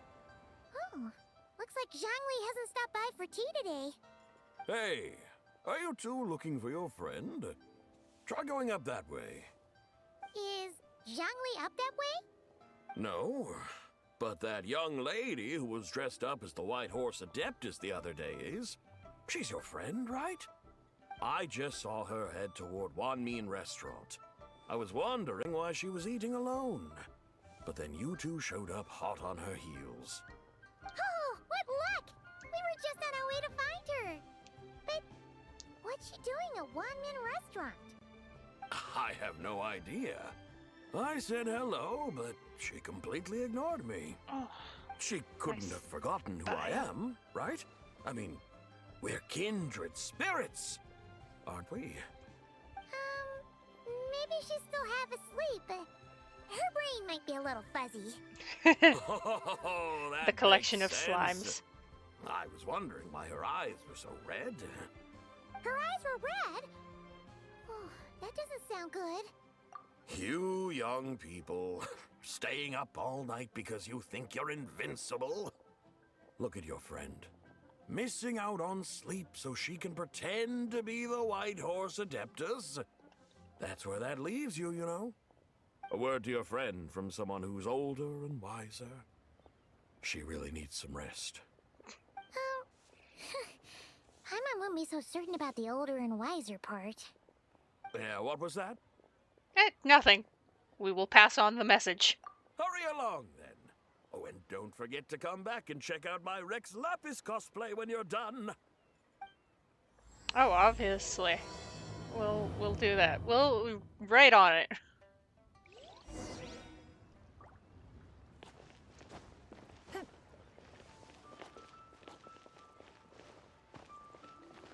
Doop-a-doo-doo. Where's the proprietor? Come out and see me at once! Ah, you're being violent today. Xiangling and Chef Mao aren't here right now. What can I help you with? And who might you be? My name is Shenhe. I work here at Wanmin Restaurant. Shenhe. Shenhe. Are you that crane adeptus who loves planting mint? It's been a few days. Have you improved your gardening skills? Did you manage to cover the slopes with mint? Mint? I don't know anything about mint. But I am familiar with Qingshen and glaze lilies. Ha!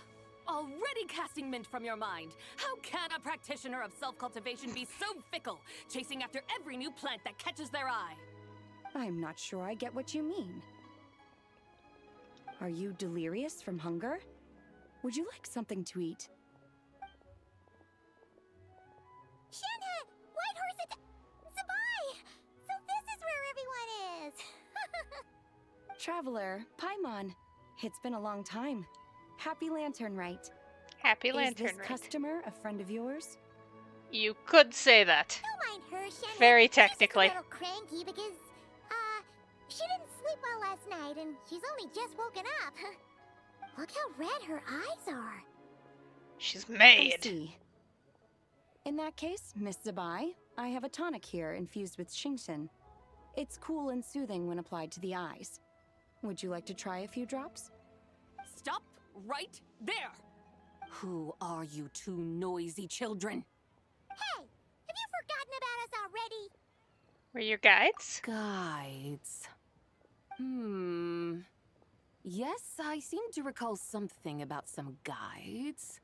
Ah, yes, now I remember. What luck! I was just looking for someone to show me the way to Elong Wharf. Huh. Is she starting to come around? Why do you want to go to Elong Wharf? Someone requested my help in purchasing some tea leaves. I was informed they have discounted prices during the festival and that I shall get a good deal there. Tea leaves?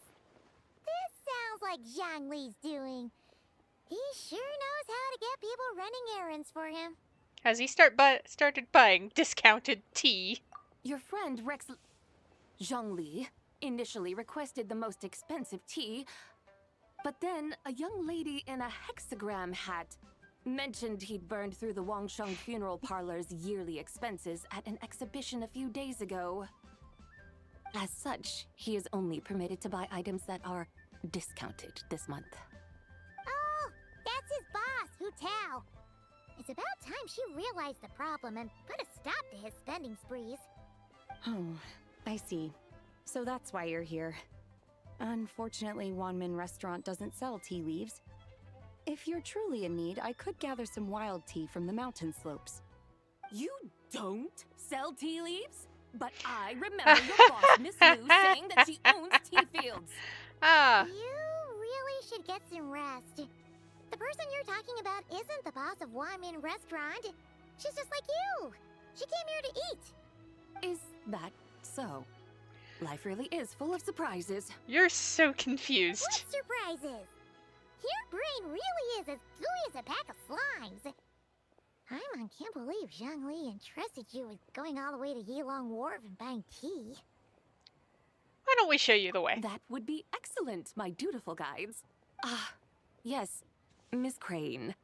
I apologize profusely for my improper behavior just now. Please forgive me. I completely understand. Master often says that the human body is like a mechanism in need of regular maintenance. When a person cannot rest at night, they are sure to become irritable and on edge. Miss Crane, you appear reasoned and compassionate on the surface, yet I sense dark forces churning within your spiritual core. Those red ropes you wear are what bind them, am I correct? Oh, you can sense that? Indeed. I also sense that with your strength, you might try undoing one or two of those bonds when training. Untie Shenhe's ropes? Wouldn't that be risky? Though the use of red ropes to bind the soul is a wondrous technique, practitioners must eventually learn to break free from external aids and look within themselves for restraint. Master has told me similar things, but I am not ready yet. Your self-cultivation has progressed far enough. Then I will seek further guidance from my master. If you still have doubts, you can find me at the Baiju Guest House. I'll be taking up residence there for a while. For now, my dutiful guides, let us be off. This is why I unlocked warp points!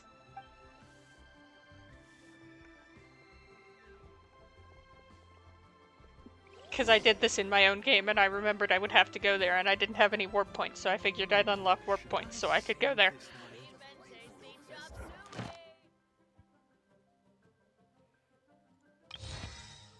Oh, I unlocked a new chapter. Correct.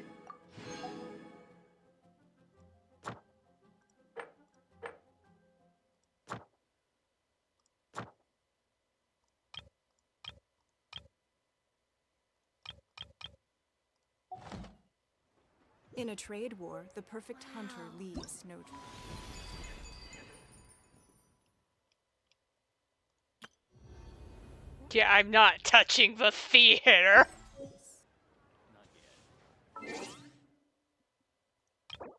I can ascend. I won't. I will not quite yet. Oh, right. Adventure rank. Nibbity-doo. Add Astra. Although potentially, by the time I get to a point where I feel I can ascend, I'll have to do it again. Eh.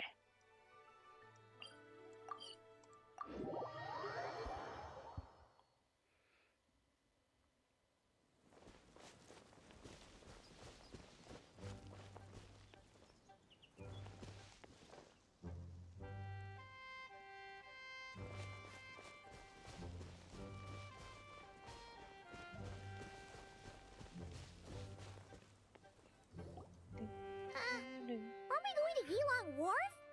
How do we end up on this mountain? Is that small town over there not Yilong Wharf? I sense a familiar scent wafting through the air. You're right. Except for the smell part. Paimon doesn't smell anything. That is because this scent is the essence of jade, which can nourish the spirit. Oh, yeah. Shenyu Vale does have a lot of jade, but Paimon didn't think jade smelled like, you know, anything. Naturally, this has reminded me of something. Hmm? And what's that? A few simple tricks for mastering one's power.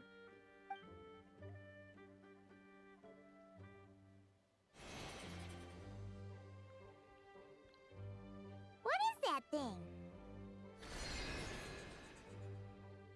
I'm sure you've been to Elong Wharf many times before, but I wonder if you've Not done really. so while cruising through the air.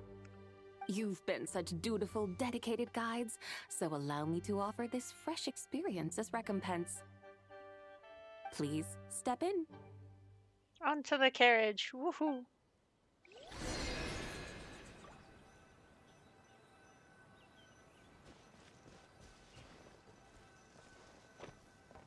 Sit. Parade.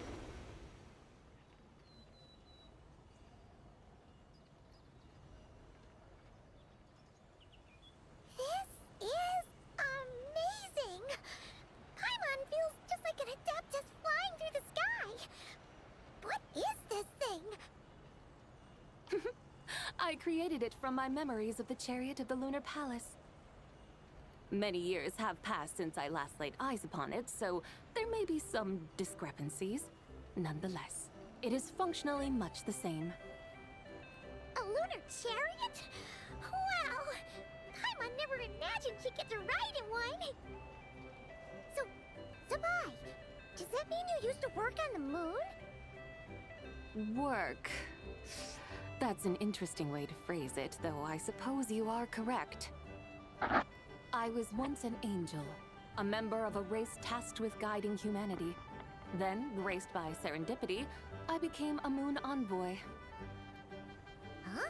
What's a moon envoy? Some kind of super important angel? I feel like I should announce As you introduce would understand it, Sabai a moon envoy to is a job Nicole. title. Any angel, or non-angel, can become a moon envoy. Does that mean you're not the only one? Of course not. Though my memories are still hazy, I vaguely remember some of my colleagues. There was one who liked to take on the form of an ibis. An ibis? Could it be... Can all moon envoys turn into animals? Does that mean Rauma could take that job? She can turn into a deer, and moon chanters are some sort of Luna envoy anyway, right? Moon chanter? I have no idea what those are. Oh, okay then.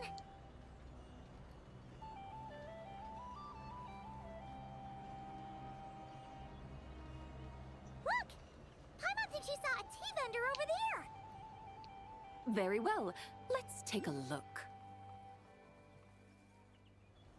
It's gonna put me down next to the warp point, right? Yay. New warp point. Woohoo. I was right about unlocking more.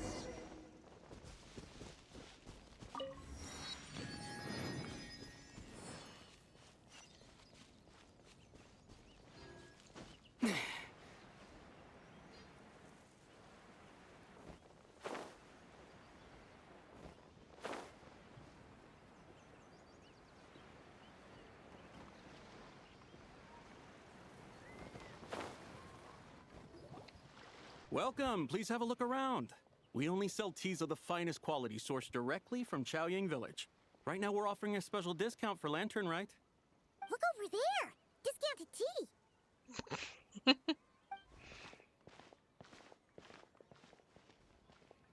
Dear customers, are you looking to purchase some tea leaves? I can see from your bearing that you are no ordinary customers. My humble shop has some exquisite teas that should satisfy your more refined tastes. We're not here for quality. We're looking for a discount. A discount? Well, that's a coincidence. Our Sunglaw tea is on sale right now. A special festive offer. Something about the name of that tea sounds familiar to Paimon. Buy 3 boxes of Sunglaw tea during the festival to get 10% off. Buy 4, get 20% off. Buy 10, but... Buy 10 boxes, get 50 off? That's right. 10 boxes at half price. Have you been to our shop before by any chance? Oh, Paimon's definitely heard this spiel before. 3, 4, 10, 10, 20, 50. Sabai, what are you muttering about? When purchasing 3, 4, or 10 boxes, The corresponding discounts are 10, 20, and 50%. The intervals between the two sets of numbers are 1 and 6, and 10 and 30. Look! Her eyes turned blue! That's gotta be a first! If the differences between intervals remain equal, the interval after 6 should be 6 plus the difference between 6 and 1, which is 11. Similarly, after 30, the next interval should be 50. Therefore, extrapolating upward, the next two numbers in each set should be 21 and 100. You're making Paimon's head spin! Those numbers, what do they mean? They mean that if we buy 21 boxes of Songlot tea, we should get a 100% discount! Not how it works. 100% discount? You mean we'll get them for free? Not how it works. Oh, there was a pattern to the discounts. Is that right? The pattern we speak of is mathematics, little one. A pattern that is always right. That's amazing! You're a shopping genius, Sabai. Oh wait, something feels off here. I had no idea our shop's discounts were tied to the laws of nature. I've learned so much from you, dear customer. No need to thank me. Now, please give us our 21 boxes of free tea. Not how it works. Wait! What's the matter? Paimon just realized what it is that's not right. It took you long enough. We got the short end of the stick! Not how it works. Think about it. If we don't have to pay when buying 21 boxes, then if we buy even more, the vendor should be paying us money instead, right? Not how it works. Hey, Zibai, work this one out. If we buy 100 boxes, we'd make loads of money, wouldn't we? Not how it works. Stands to reason. Not how it works. Wait a moment, dear customers. Don't you think you're haggling a little too hard? You are the one dictating the discounts. We're simply extrapolating the numerical patterns within. As such, we are hardly haggling. Not how it works. You have a point. However, that's right. I'm so sorry. I just remembered. My supplier didn't come today, so we don't have any tea after all. Such a shame. Terribly sorry about this. Awful luck. Where can we find your supplier? Well... Not to fret. We'll save you the effort and go straight to the source ourselves. Well, you see, dear client, the supplier's discount isn't as generous as ours. You won't be able to get the same price from them. Huh? Does that mean they won't pay us for taking their tea? He won't pay you for taking his tea. They might not even offer you 100% discount. How very unfortunate. Nevertheless, as the original supplier, they must offer some sort of discount. Besides, we're not looking to make money. We just want a good deal. Well, that's great. My suppliers are all tea farmers from Chaoying Village. You can go ask around the village, but please don't say I sent you. Do not worry, we appreciate your generosity. Referring customers to your business partners, even choosing to remain anonymous, the demeanor of a true gentleman indeed. Your business will surely prosper. I'm sorry, not a true gentleman, hope just you're someone right. who doesn't want to lose money. Then let us head to Chaoying Village. Do you know the way, my guides? Yeah. Of course! Just follow us! Although I might detour a little bit to one of the restaurants in this. What otherworldly beings were those? Thank the heavens I managed to send them on their way. I should hurry home and pray to the White Horse Adeptus. May she bless me such that I never encounter such customers again. May the White Horse Adeptus bless me so I never encounter such customers again. Of which one was the White Horse Adeptus.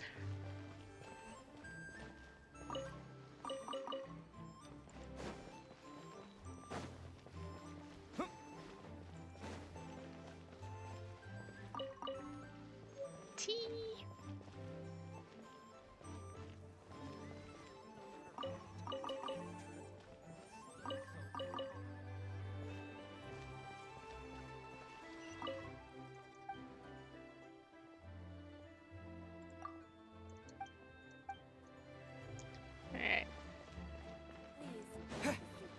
I saw the name tag, I thought she might sell something.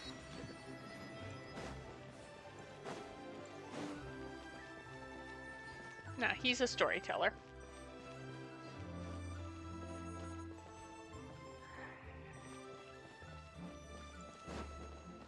This place always loops me.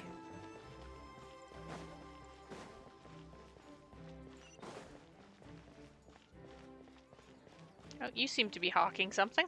Hello!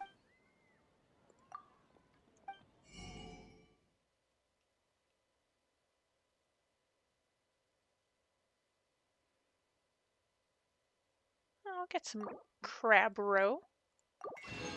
And some tea. Thank you, goodbye. You weren't selling what I was looking for, but you were selling.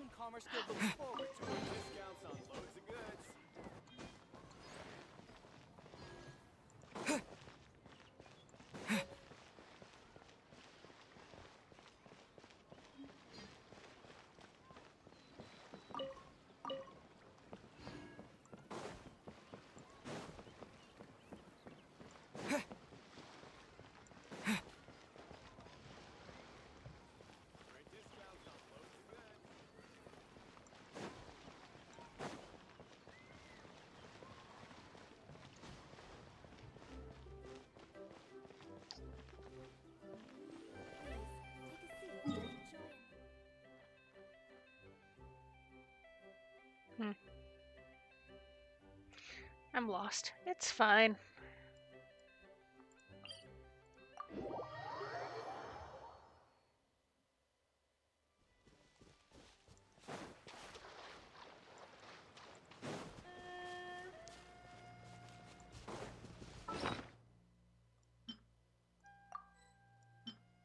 I can make a furniture. Woohoo!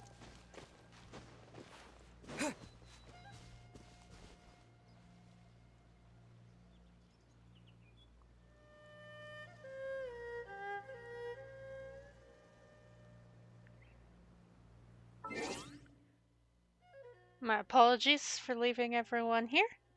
I will be right back. Here we are! Xiaoying Village! The mountains and waters are pristine.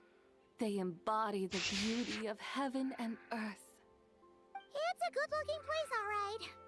But it's hard to enjoy the scenery when Paimon can't stop thinking about all that tea-buying Mora we're missing out on. Should fate dictate, Mora will find its way to you sooner or later. Well, Morak certainly finds us often enough. He even sought us out in person this lantern rite. For now, let's look around and see if any tea farmers are selling their crop. We'll be able to see more clearly from up high. Let's take to the sky and enjoy the beautiful scenery while we're at it. Woohoo! A carriage.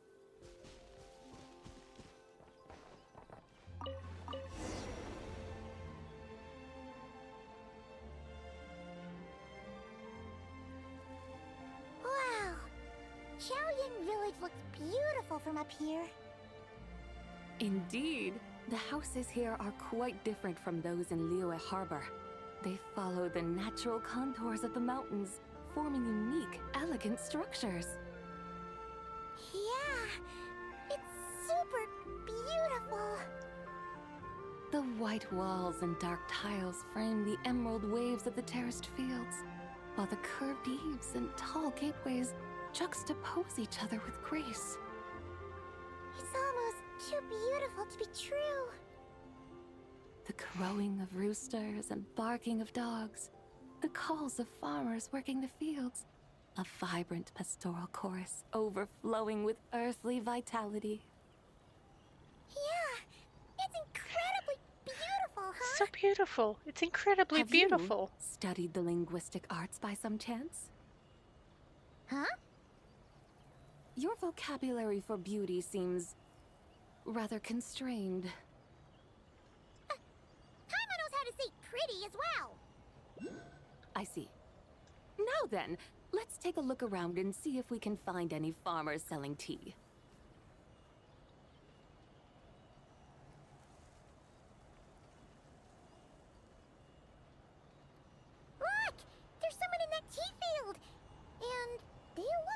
familiar. Wait, is that Lu Xiangxiang?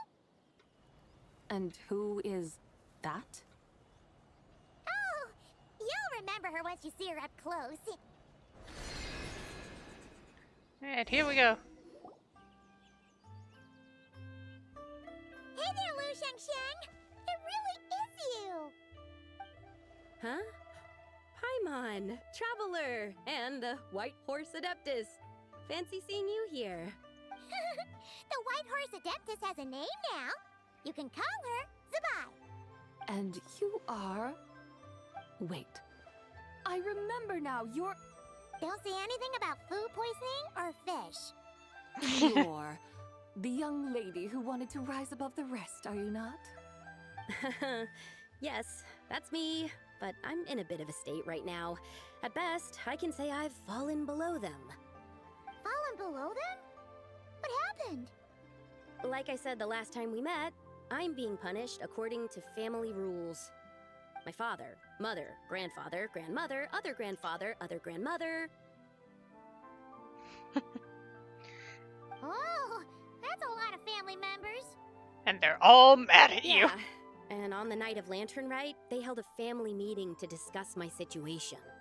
So, they do care about you. There's no doubt they care. But they think that since I caused all that trouble in Liyue Harbor, it shows I can't be trusted on my own. They decided to ground me. Ground you? Yeah, though they're not confining me to my room. Instead, I have to personally nurture a tea seedling until it grows big enough to be sold at market. Aw, a tiny little tea baby. Do they want you to experience what it's like to be a parent? It's supposed to cultivate my character and temperament. They say this will help me calm down and reflect on my issues.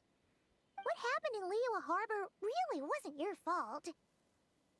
Oh well, at least this punishment doesn't sound too harsh.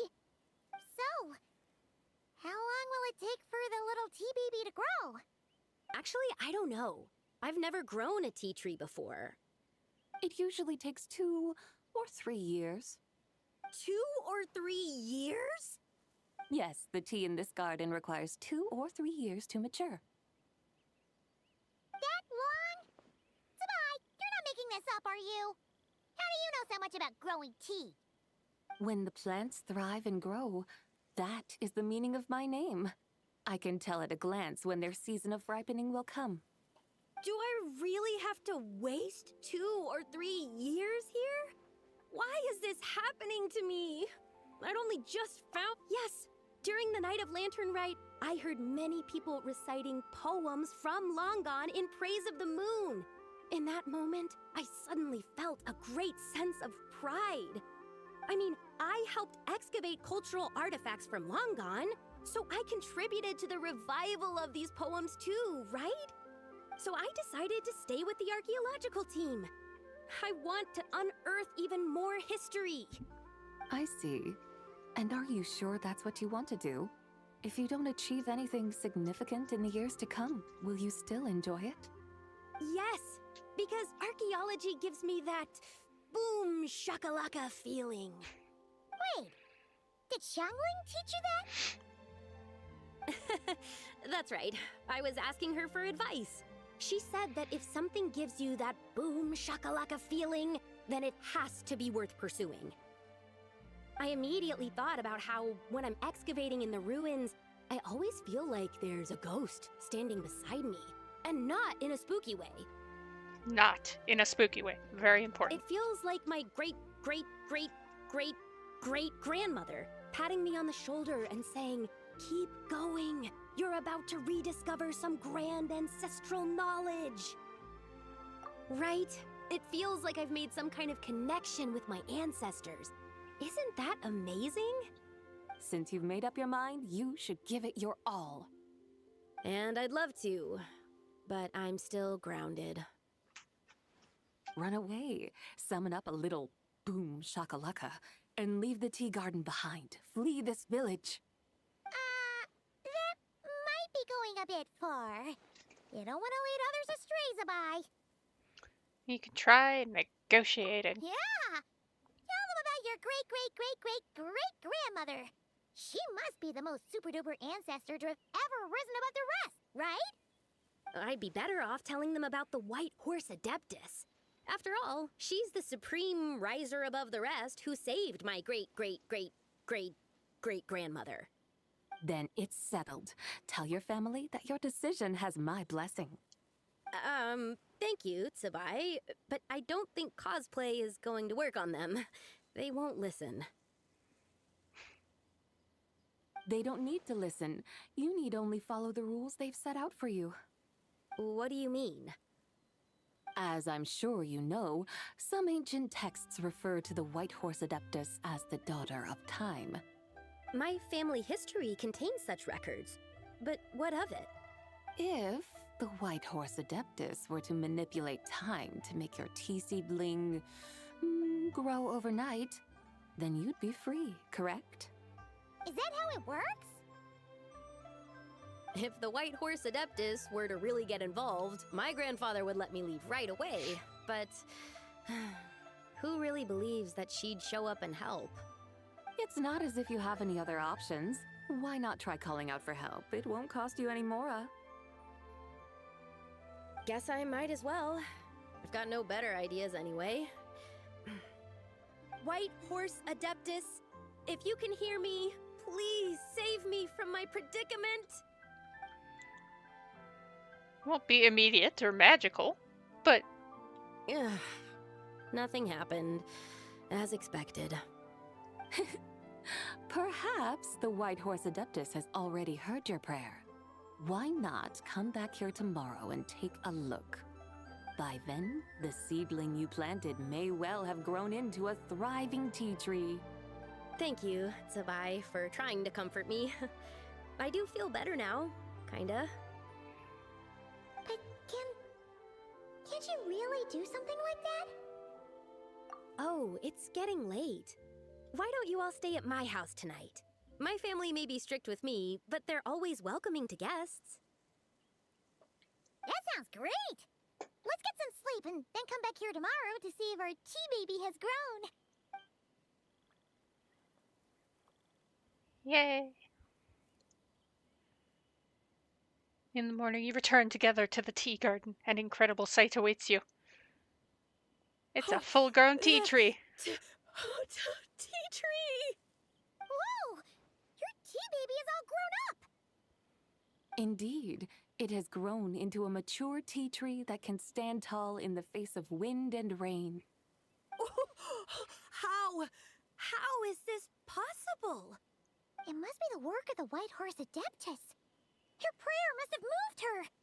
Are you sure? Perhaps she heard your prayer and chose to answer the call. She once saved my great-great-great-great-great-grandmother. This time, she saved me. That's incredible! Your family must be blessed by the White Horse Adeptus. I guess so. I need to tell everyone the news right away. They should unground you now, right? They'd better. Since this is the will of the White Horse Adeptus, I don't see how they could object. Go. And if you run into any more trouble, call out to the White Horse Adeptus just like yesterday. Thank you so much. Paimon really thought you were going to use Adeptal energy to make the tea baby grow, Zubai. When an Adeptus exerts effort, consuming their energy, is that not using Adeptal energy? Under the moonlight. Alright. What are we doing out here in the middle of the night? We're here to help Lu Xiangxiang fulfill her wish, of course. Can you really make the tea baby grow? It won't be easy, but there are ways.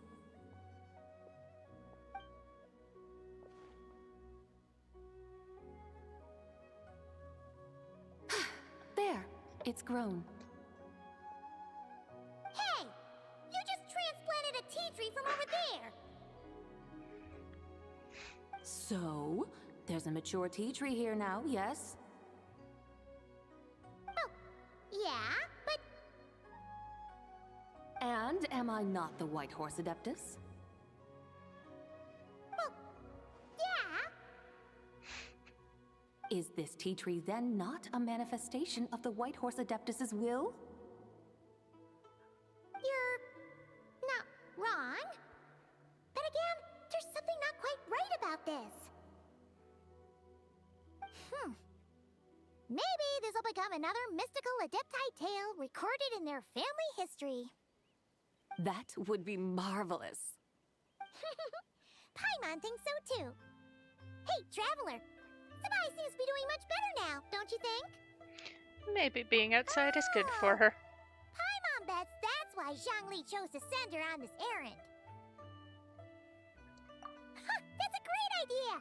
We've already shown her Liyue Harbor, Yulong Wharf, and Xiaoying Village. How about we head to Qingce Village next? Qingce. That name sounds familiar. The scenery there is really pretty, too. It's the perfect sightseeing spot. How about we show you around?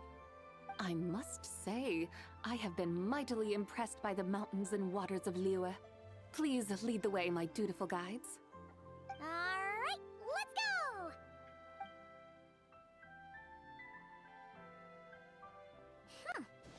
Paimon can't help feeling like we've forgotten something. Pay it The no mind. tea! I've already forgotten more than you will ever know. Alright. If we forgot something, it can't have been that important to begin with. Qingce Village, here we come! You know, I'm gonna do what I did in my main game. And pick some tea so we're not going back empty-handed. What did I dig up? Excuse me? The hell are you? What?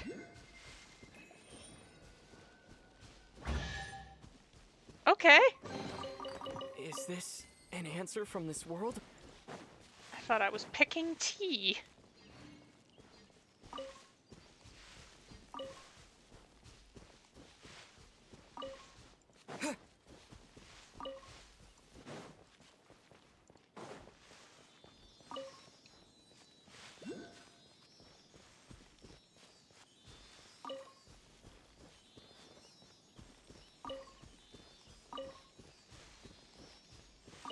I didn't want to go back empty-handed from this tea purchasing errand. Like, it's not purchased tea, but... A reward on the road. I have tea leaves. Which was kind of the point.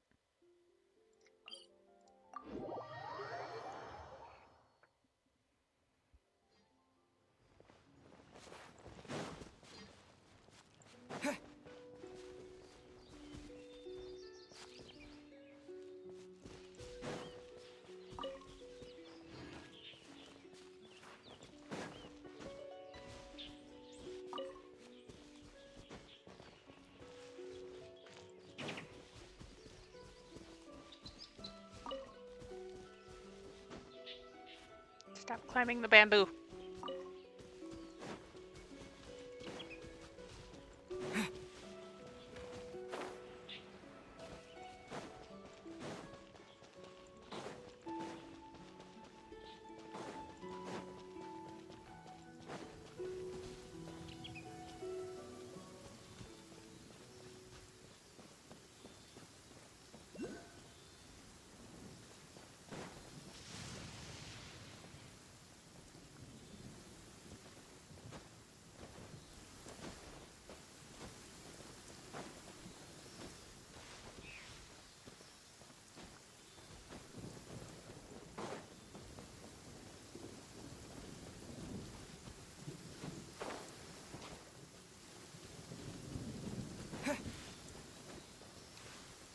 Come in.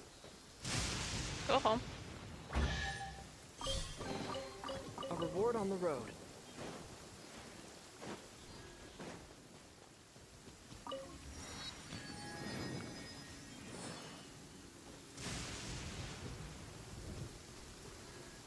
lot of little guys around here. I'll get them later.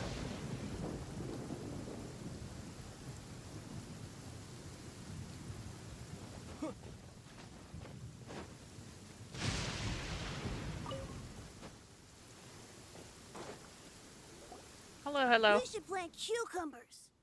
We should plant canolas. We should plant cucumbers. They're easy to sow. We should plant canolas. The flowers are pretty. What are you arguing about, little ones? We're deciding what to plant in our field once Lantern Rite is over. Yeah. Dad gave us a small plot of land to grow our own crops. He said we can keep all the more we get from selling them. We should plant cucumbers, right? Dad plants cucumbers every year. We should plant canolas. We can press the seeds for oil. It smells good and sells for a good price. Ah, an agricultural debate. This should be easy to sort out. Granny, are you a farmer? Could you tell us what to do? Granny? What did you just call me, you rapscallion? Oh no, her eyes are gonna turn red again. It's just, my granny smells really nice, and you smell nice too, so... Sorry. How about we call you Auntie instead? Auntie? How about you call her Big Sis? Oh, alright. Big Sis Zubai, can you help us decide whether we should grow cucumbers or canolas in our field? You little rascals! Using priceless land like this just for cucumbers and canolas? What a waste of heaven's gifts! Huh? What should we plant instead? With the coming of spring, when all things awaken, the fields should be sown with the 5 grains. What are those? The 5 grains are life's staples, the heart of the people's table. I notice the people here mostly eat rice, so that is where you should begin. Based on the local climate and soil, seedlings planted in mid to late spring should produce mature grain within 2 or 3 months. When autumn comes, you can plant a second crop, with time still to harvest it before the first frost. The rice you harvest can be sold at market or kept in your stores. It's a far better choice than cucumbers or canolas. Oh, but Big Sister Zubai, I like canolas. That's no issue. It is unsuitable for continuous cropping in any case. You can rotate it with rice to maximize your yields. After the second rice harvest, around wintertime will be the perfect opportunity to sow their seeds. And when they mature in mid to late spring, you shall be just in time to sow the first rice crop of the year in turn. This way, your field will sustain balance. Rice and canola in a harmonious cycle. Wow! That means we'll have crops to harvest all year round! Wait a minute! If rice and canola take up the whole year, what about my cucumbers? A firefly dares rival the brilliance of the moon? In what twisted universe should cucumbers vie for land with rice? Big Sis Zubai, you're going to hurt Lil Bee's feelings! How dare you? Auntie hates cucumbers! Oh no. Stop crying this instant! I meant that cucumbers are simple enough to grow. There's no need to devote a whole field to them. Just find an empty corner of your yard, scatter some cucumber seeds in the earth, and before you know it, you'll have a thriving patch of vines. Cucumbers delight in sunlight and moisture, but they suffer in cold weather. If you wish to plant them this early in the year, you should make sure they're protected from frost. Wow. Is it really that simple? Let's hurry home and get started right away! Are you really in that much of a rush? Well, thanks, Big Sis Zubai, who's fierce but really good at farming. We gotta go! Thanks, Big Sis Zubai! See you around! Paimon never imagined you'd know so much about farming. What's so strange about that? The people of long gone called me the god of soil and grain. Are the fields not made of soil? Is rice not one of the 5 grains? Huh. That's true. So, if the god of soil and grain is a farming god, that means the White Horse Adeptus must be a... Of course, the god of farming is... Mind your tongue, impertinent child. How dare you diminish the lofty bearing of an Adeptus? Hey! You're the one who said the god of soil and grain is all about farming. Enough! It's time for us to take to the skies once more. Join me now. Witness the majesty of mountain, water, and field, and broaden your horizons.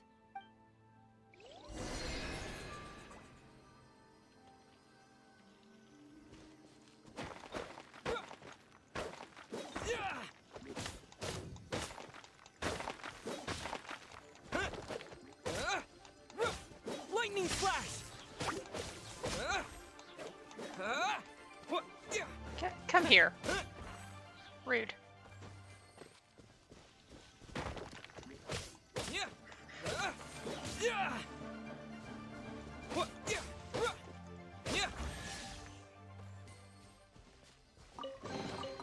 I'll keep this close.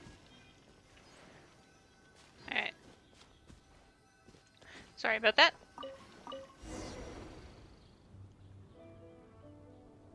Wow! The terraces look so pretty from up here. The mountains tower like pagodas, the hills coiling at their feet like shells. Layers built upon layers, rising and falling in harmony. A truly unique and mesmerizing sight. Thinking about it, you have a special connection to this place, you know. A special connection? Yeah! There's a local legend about a white horse leaping from a pure spring to follow Rex Lapis into battle. Don't you remember? You must have been living in seclusion around here. That does sound somewhat familiar. Oh, and if we keep going up this way, we'll reach a super duper spooky spot. You might have a connection to that place too. There's an ancient array that seals away the remains of a fallen god. A god's remains? Yeah, the people of Liyue turned that story into an opera called Gonna have to come back here. Sanctification of Tao Do. 'Cause there's so many. Does that ring any bells? Tao Do. Oculi. The 7 and 8 gates array. That's right, that's right! You do remember! Buna, the god of the underworld, who could pacify the forces of life and death. Huh? So, Tao Do had another name? Let's go take a look. There's a lot of stuff up here.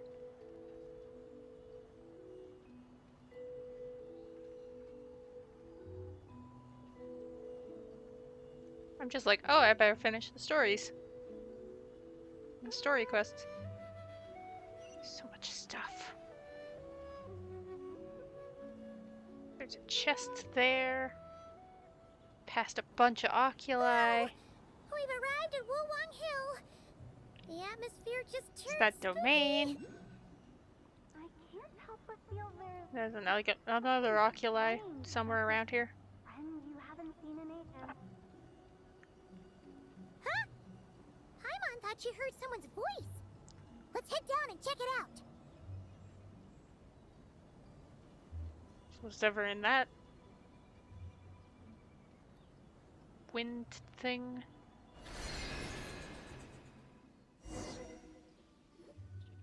I can't help but feel there's something strange about this friend you haven't seen in ages. Strange?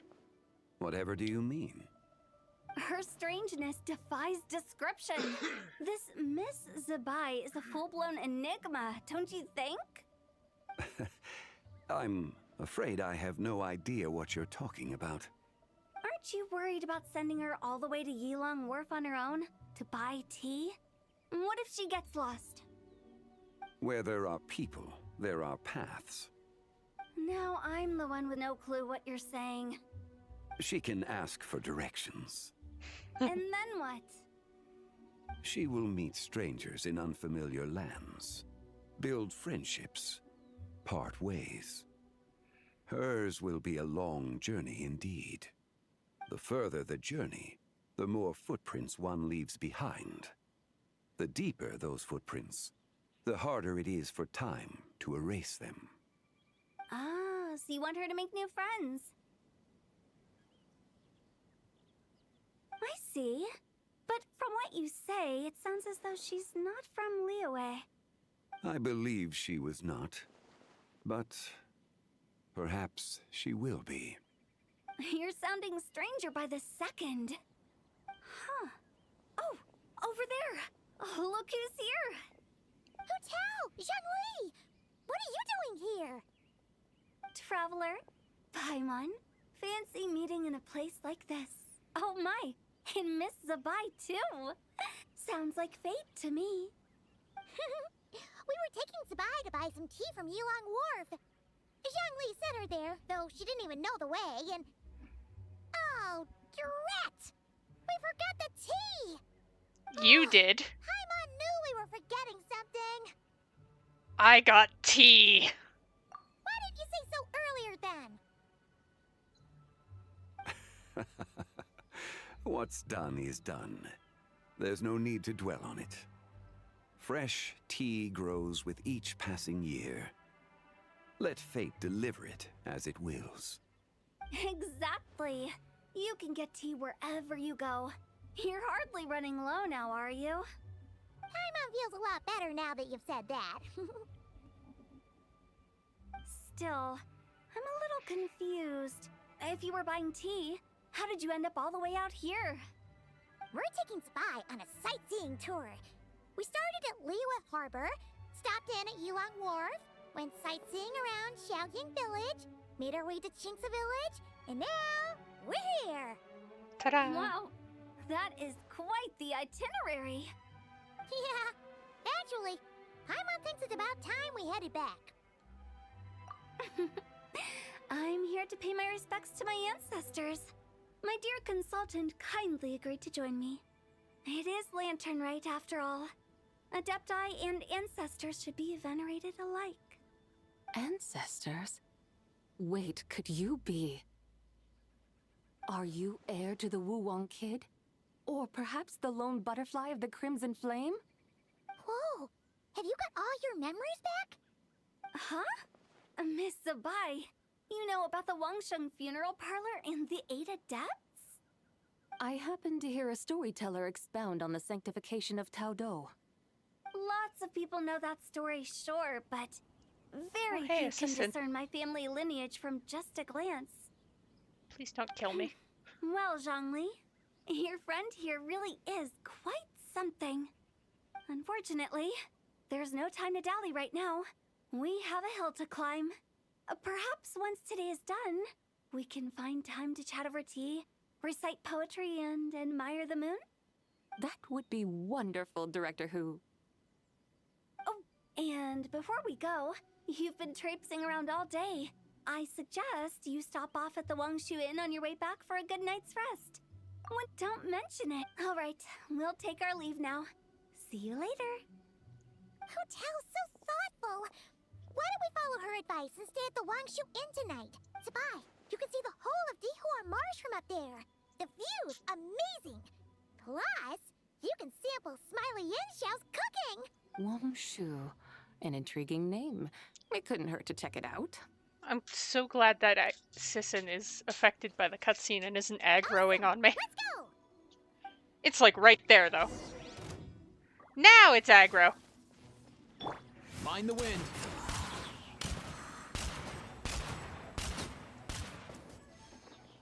No.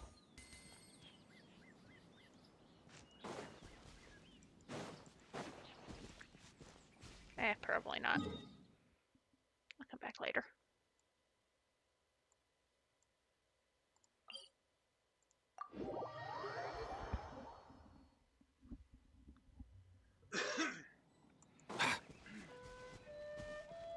Shabba-dabba.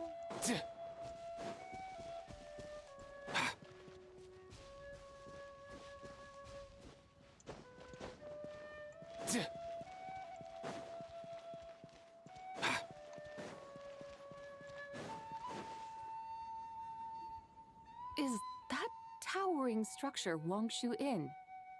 Sure is. We can take the lift up from over there. Always walking the path long trodden. Does retracing others' footsteps not tire you? Come on, get in. We'll fly to the top.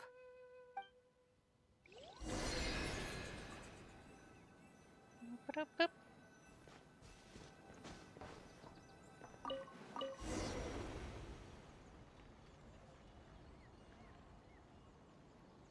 Are we really going to fly up to Wangshu Inn? Isn't that a bit showy? All the guests are going to see us. Floaty, floaty. Is that a bad thing? To be able to witness an Adeptus. This will surely add to the inn's appeal, not to mention the room prices. The owner will thank us. Just going around with Sabai, I'm finding all these things I should unlock and stuff. This inn's architecture is incredible, and the surrounding countryside radiates a picturesque charm. No wonder the new proprietor of the Baiju guest house thinks he can't compete and has decided to change his own establishment's name. The new proprietor? Ah, you mean Lu Shengsheng's dad. So you know about that, too. Personally, Paimon thinks it should go with something like Rex's Rest. That's a contender's name if Paimon's ever heard one. A fitting name indeed. So you think the guest house should change its name, too? Paimon kinda thought you'd say something like, such sacrosanct traditions must never change. Time flows ever onward. Why should the rules of yesterday be carried forward into the world of tomorrow? The people of today should determine what is to be kept. Huh. You're not as old-fashioned and stuffy as Paimon thought. The years ebb and flow, seas recede to reveal fields. In the vastness of time, I am but a wild horse in a boundless sea of dust. Even Rex Lapis, having waded through the waters of the river of time, is not quite the same as before. Zhongli? What was he like before? That is another story for another time.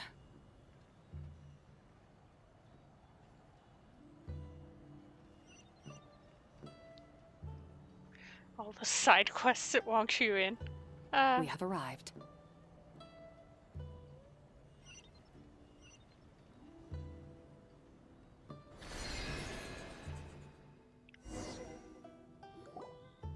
Whew. This is the first time Paimon's ever flown up to Wangshu Inn on a chariot. Everything's so different when you're up high. Wangshu. Like moon lanterns and shell lanterns. Might it all be a coincidence? What's a coincidence?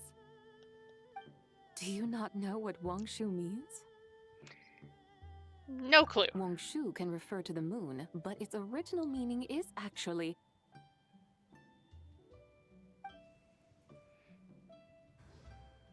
the goddess who rides the bright moon's chariot. And you must be the conqueror of demons. Xiao! Paimon was wondering if we'd disturbed you by flying down from the sky. Not at all. I sensed an unusual presence long before you arrived, though I didn't expect it to be you in a flying chariot. Ah, a witness at last. I was starting to think we should fly a bit lower. 'Twould be awfully dull if no one ends up marveling at my lofty bearing. No need. This is already showy enough. I'm not one to do good from the shadows, as Rex Lapis is wont to do. Then you must be... Oh, nay, I'm only cosplaying as the White Horse Adeptus, in truth. Cosplaying? What's that? Ugh, ignore her nonsense. She's a genuine article. The one and only, completely authentic White Horse Adeptus. It's just... Xiao, did Zhongli say anything about her being a teensy bit... not quite right? Mental instability, perhaps? Did Zhongli tell you that? No, this is my own speculation. Well, you pretty much hit the nail on the head. It's like her brain's filled with a bunch of slimes right now. All gloopy and messy. There's a hot-tempered pyro slime, a math-obsessed hydro slime, and a mischievous little animo slime. But don't tell her Paimon said that, or she'll come and tell us all off. You white-haired rascal! Do you think I can't hear you? We're in for it now. White Horse Adeptus. You must be weary from your journey. Why not take a rest? Oh, yes! You must be hungry, right, Sabai? How about we get some food? The chef here is incredible!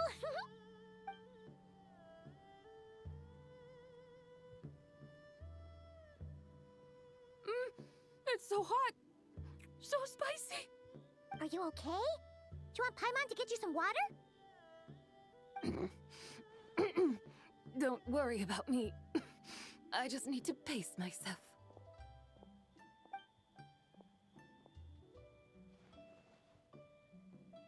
So, regarding your friend and her condition, does even the Lord of Geo have no solution? Zhongli said we should wait and she'll get better on her own. But who knows how long that's gonna take. Is that why her personalities change so easily? Paimon thinks that has something to do with her 3 deadly selves. Zhongli told us that the deadly selves are impure, affecting living things that get too close. The White Horse Adeptus's remnant spirit was attached to the deadly selves for a long time. It makes sense that her temperament and memories would have been influenced by them. But Paimon still doesn't really understand what the 3 deadly selves actually are. I feel like Sabai would work very well As with you do not practice Columbina. self-cultivation, I cannot help you fully understand. But you can think of them simply as emotions and desires. The act of severing the 3 deadly selves Not that I is have a means Columbina of in my main exercising game. wicked desires Wish I did. and cultivating one's true self. I believe other nations have similar practices. In Sumeru, it is known as shattering Atmagraha. Oh, so it's about emotions, desires, and attachments, that sort of thing. It includes those. I wonder, does she still remember what happened in the past? Some of it, but right now, it's like she was suddenly awakened. Like she's still half dreaming. The half that's still dreaming might remember things, but the half that's awake doesn't quite get it. Conqueror of demons, are you looking to learn about Rex Lapis's past from me? You are an old friend of his, so please, call me by my name. But Conqueror of Demons sounds so much more imposing.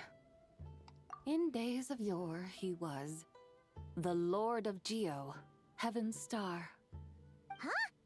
You said the same thing the day you came back, but what does it mean?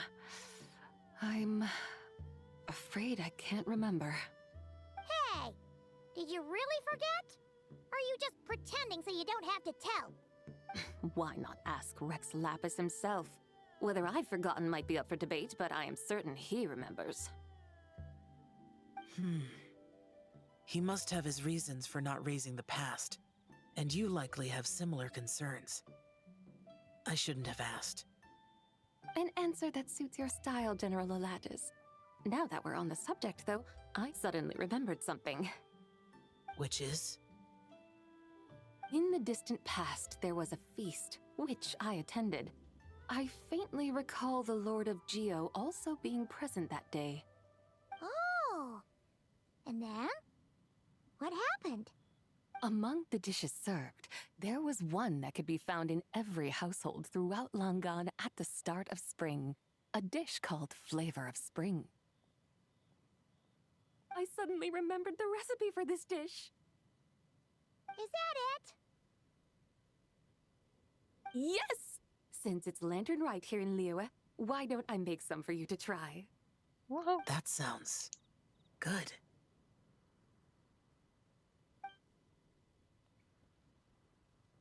Recipe. It might not have been the story Paimon was hoping for, but this looks delicious. Spring The rolls. breeze stirs. Now is the perfect time to savor this dish. My dutiful guides have gone to great trouble to show me around Liyue. And even the conqueror of demons has graced us with his presence. I feel deeply honored. This flavor of spring is my way of expressing my gratitude. There's no need for such grand words. What's this? Hey! It's that broken jade token from the antiques exhibition! Believe this belongs to you. Indeed. This was once an Adepto treasure of mine. I'm amazed it ended up in your hands. Alas, it serves little purpose now in its fractured state. Please, keep it as a memento. Oh, that's a shame. Can't we fix it? This is the way of the world. Once jade is broken, it can never be made whole. Then, what about forging a new one? That is a good point. That it has ended up in your hands must be a message from fate. I could try to craft it into a little trinket for you. One that might prove useful on your journey. Ooh, what sort of trinket? It's just a passing thought, one that will require the right opportunity. I'll think about it more when the time comes. Now that we've had our fill, we should get some rest. Tomorrow we return to Liyue Harbor, where I'll have need of your guidance once more. I know I said continuing on with the plot, but I think once I'm done with Lantern Rite, I'll be wrapping up. It's a little late.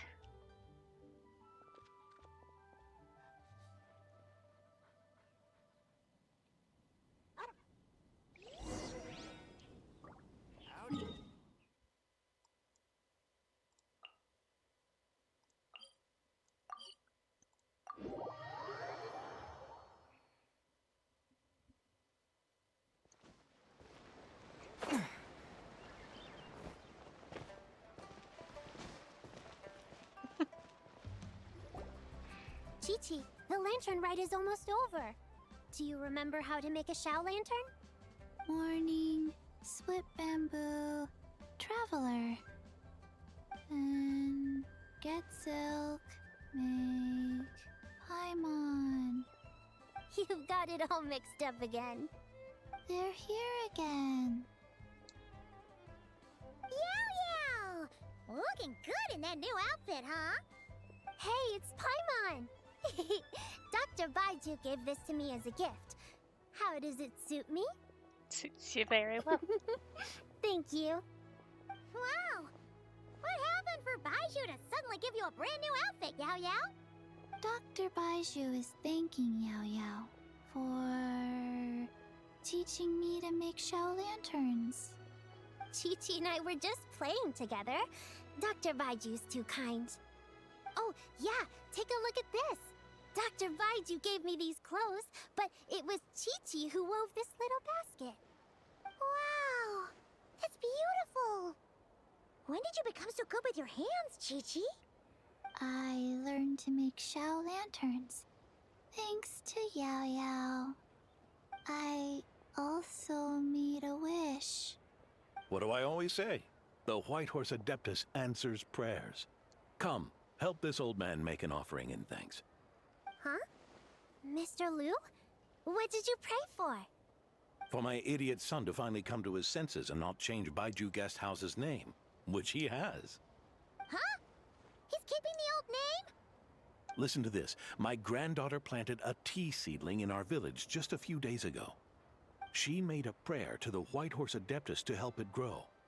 Overnight, her seedling flourished into a mature tea tree. Oh.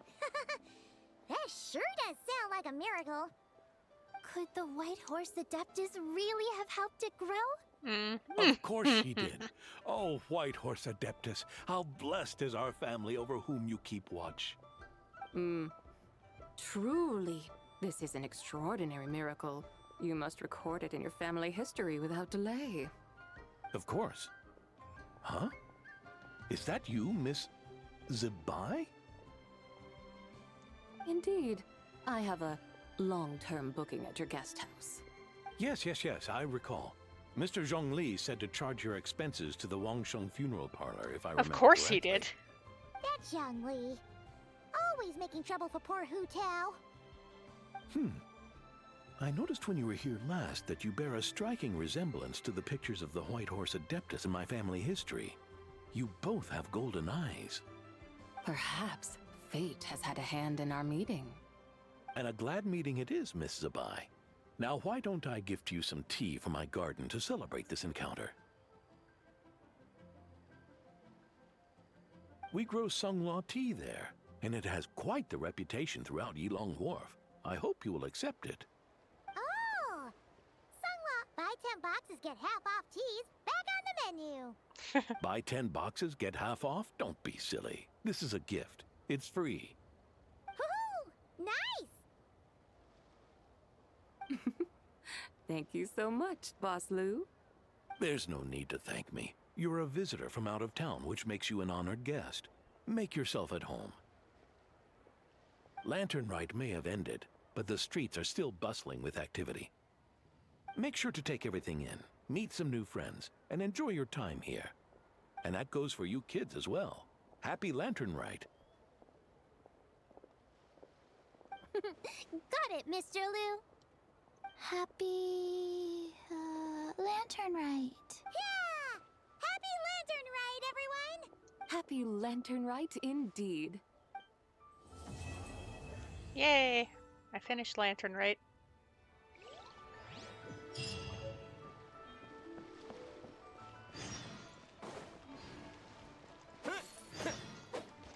Alright, sorry.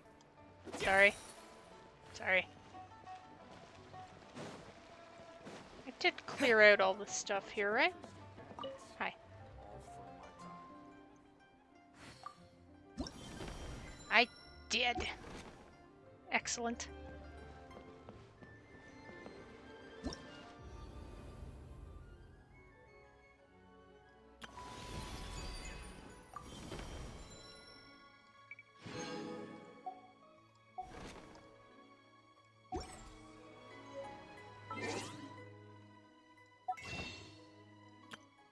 Ah, that's easy and even enough to get one more. Which brings me to 11.